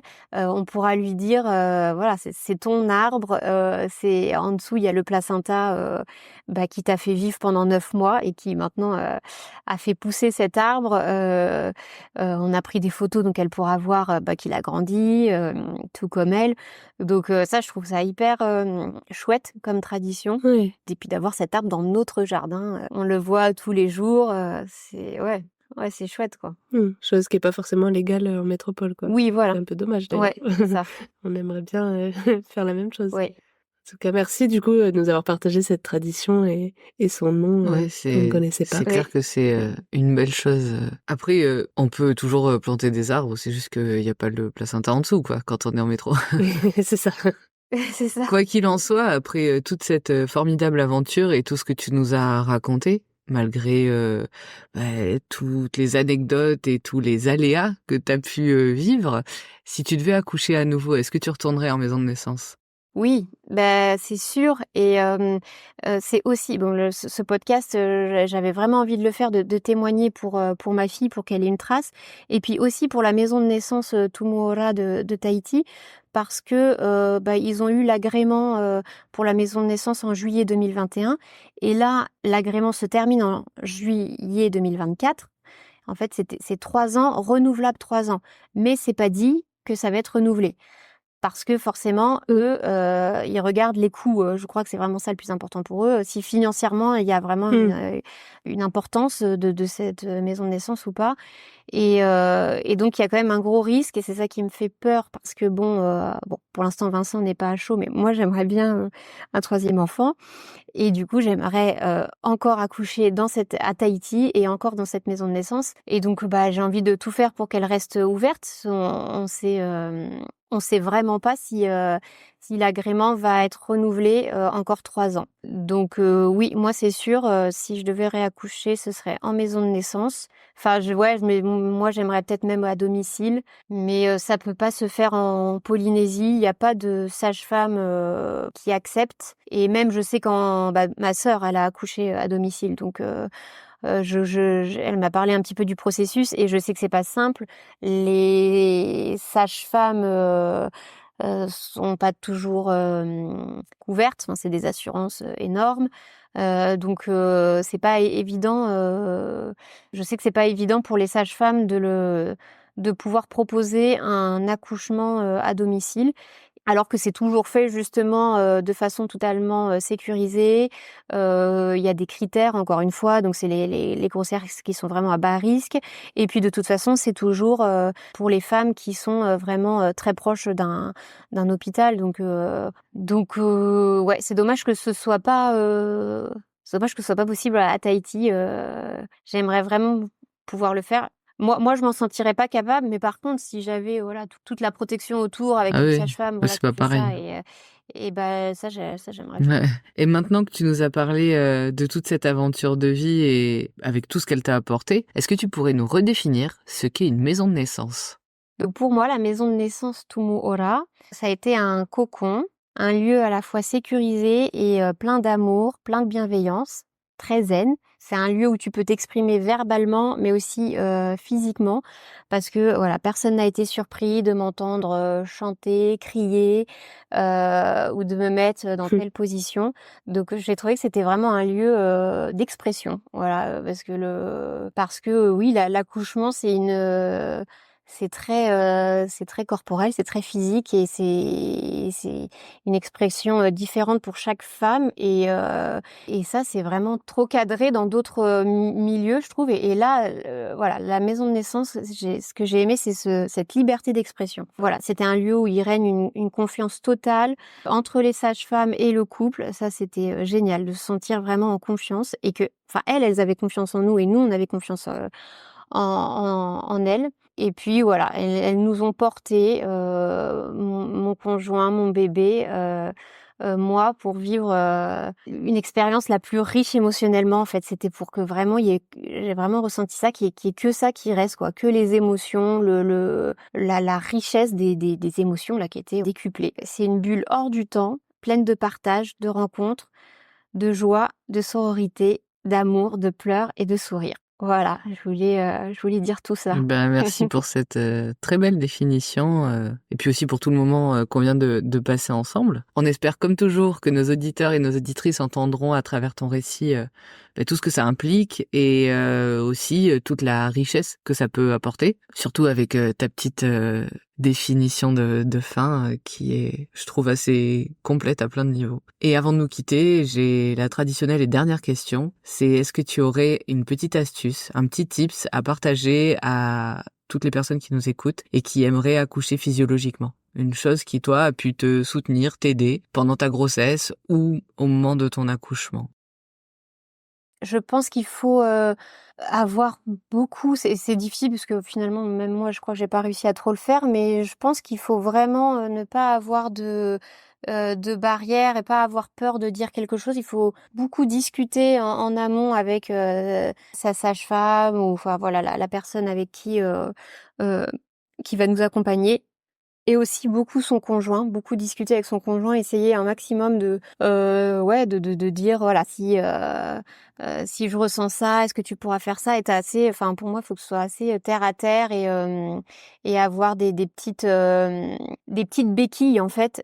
Surtout, c'est surtout ça le type, c'est des béquilles gérer la douleur parce que c'était un petit peu la chose peut-être qui peut parfois manquer où on te dit mais t'as ça en toi, c'est animal, tu sais faire. Oui, bah peut-être, mais je trouve que quand même il faut nous enseigner comment gérer la douleur et ça c'est ma sage-femme en libéral qui me l'avait fait et quand tu arrives avec ce bagage-là de gestion de la douleur, bah du coup t'es moins stressé. Tu suis, moi j'avais des petites étapes, fallait que je prenne mon homéopathie. Du coup, dès que j'avais une contraction, fallait que Vincent m'appuie sur mon point d'acupression. L'accouchement c'est long, donc c'est bien d'avoir des petites choses chaque heure, que ce soit rythmé par un petit but. À la fin de cette heure-là, je prends telle homéopathie et puis là pour la contraction, Vincent va me faire tel point. Donc je pense qu'il faut lire le livre Accoucher sans stress de Julie Bonaparte. Il est un peu vieux, mais franchement, moi j'y ai trouvé plein de tips justement pour la douleur. Et en fait, il y a plus que ça, hein, parce que quand tu es dans le dur, il faut réussir à gérer sa douleur. Et donc c'est bien d'avoir un maximum de tips différents, avec les huiles essentielles aussi, les massages, avoir différents trucs comme ça. Quand ça marche pas, t'essayes un autre truc. Mais écoute, merci beaucoup. Je pense qu'en effet, avoir plusieurs choses, parce que des fois, on sait pas ce à quoi on va être réceptif ou pas le jour de C'est l'accouchement. ça. Des fois, on pense qu'on va aimer quelque chose et en fait, c'est tout l'inverse. Donc, écoute, merci aussi pour la référence du livre. Si tu dis qu'il contient plusieurs tips et que toi, ça a pu t'aider, on espère que ça pourra aider d'autres personnes. Oui, nous, on les mettra en référence de toute façon en description. Ouais, c'est vraiment bien. Pour ceux qui veulent retrouver tout ce que tu nous as cité durant l'interview. Je m'étais même fait, parce que après, même mon mec me dit que je suis trop scolaire, mais je m'étais carrément fait des petites fiches avec des positions que j'avais amenées. Bon, au final, je l'ai pas sorti. Au premier accouchement, je l'avais sorti. Je lui avais sorti les petites fiches. J'avais dit, regarde, tu me diras de faire, voilà, tu me proposes des positions, faut que tu saches faire, parce que c'était des positions à deux aussi avec le conjoint. Et donc là, j'avais aussi des fiches avec des positions et tout est expliqué dessus où j'ai pas besoin de parler, tu vois. Moi, j'avais besoin que voilà, il lise le truc et que moi j'ai rien à faire. Bon, je voulais qu'il le lise avant, il l'avait pas lu avant, bien sûr. Et du coup, j'avais aussi ça me rassurait parce que tout était noté, la posologie de l'homéopathie, tout. Et du coup, je lui avais dit voilà, tu regardes ce truc-là et tu me proposes des trucs. Donc c'est bien aussi d'avoir moi je trouve ça bien un support papier pour le conjoint aussi. Comme ça, il vient pas nous poser plein de questions et il se débrouille, voilà. C'est vrai que ça peut être une bonne chose dans certains cas. En tout cas, merci encore pour toute ton histoire, pour la confiance que tu nous as accordée aussi en venant raconter tout ça ici. Et puis, écoute, on te souhaite une bonne continuation et peut-être un 3e enfant. Si tu as la chance de pouvoir bénéficier encore à ce moment-là de Tumura, si on le souhaite de tout cœur, le projet persiste, n'hésite pas à nous refaire signe. Ce sera avec grand plaisir. Eh ben, merci à vous. Moi aussi, ça m'a fait énormément plaisir de pouvoir revenir sur ma grossesse et mon accouchement. C'était avec plaisir. Au revoir Marion. Au revoir. Au revoir Marion. Vous venez d'écouter le podcast Par voix basse à voix haute. Si vous avez aimé cet épisode, partagez-le autour de vous. C'est le meilleur moyen pour notre podcast de rester visible. N'hésitez pas à vous abonner si vous voulez être notifié des prochains épisodes. Merci encore d'être là avec nous et d'écouter ces moments de vie uniques et intenses. À la semaine prochaine pour un nouvel épisode. Et n'oubliez pas, il n'y a pas de bon accouchement. L'histoire qui compte, c'est votre rencontre.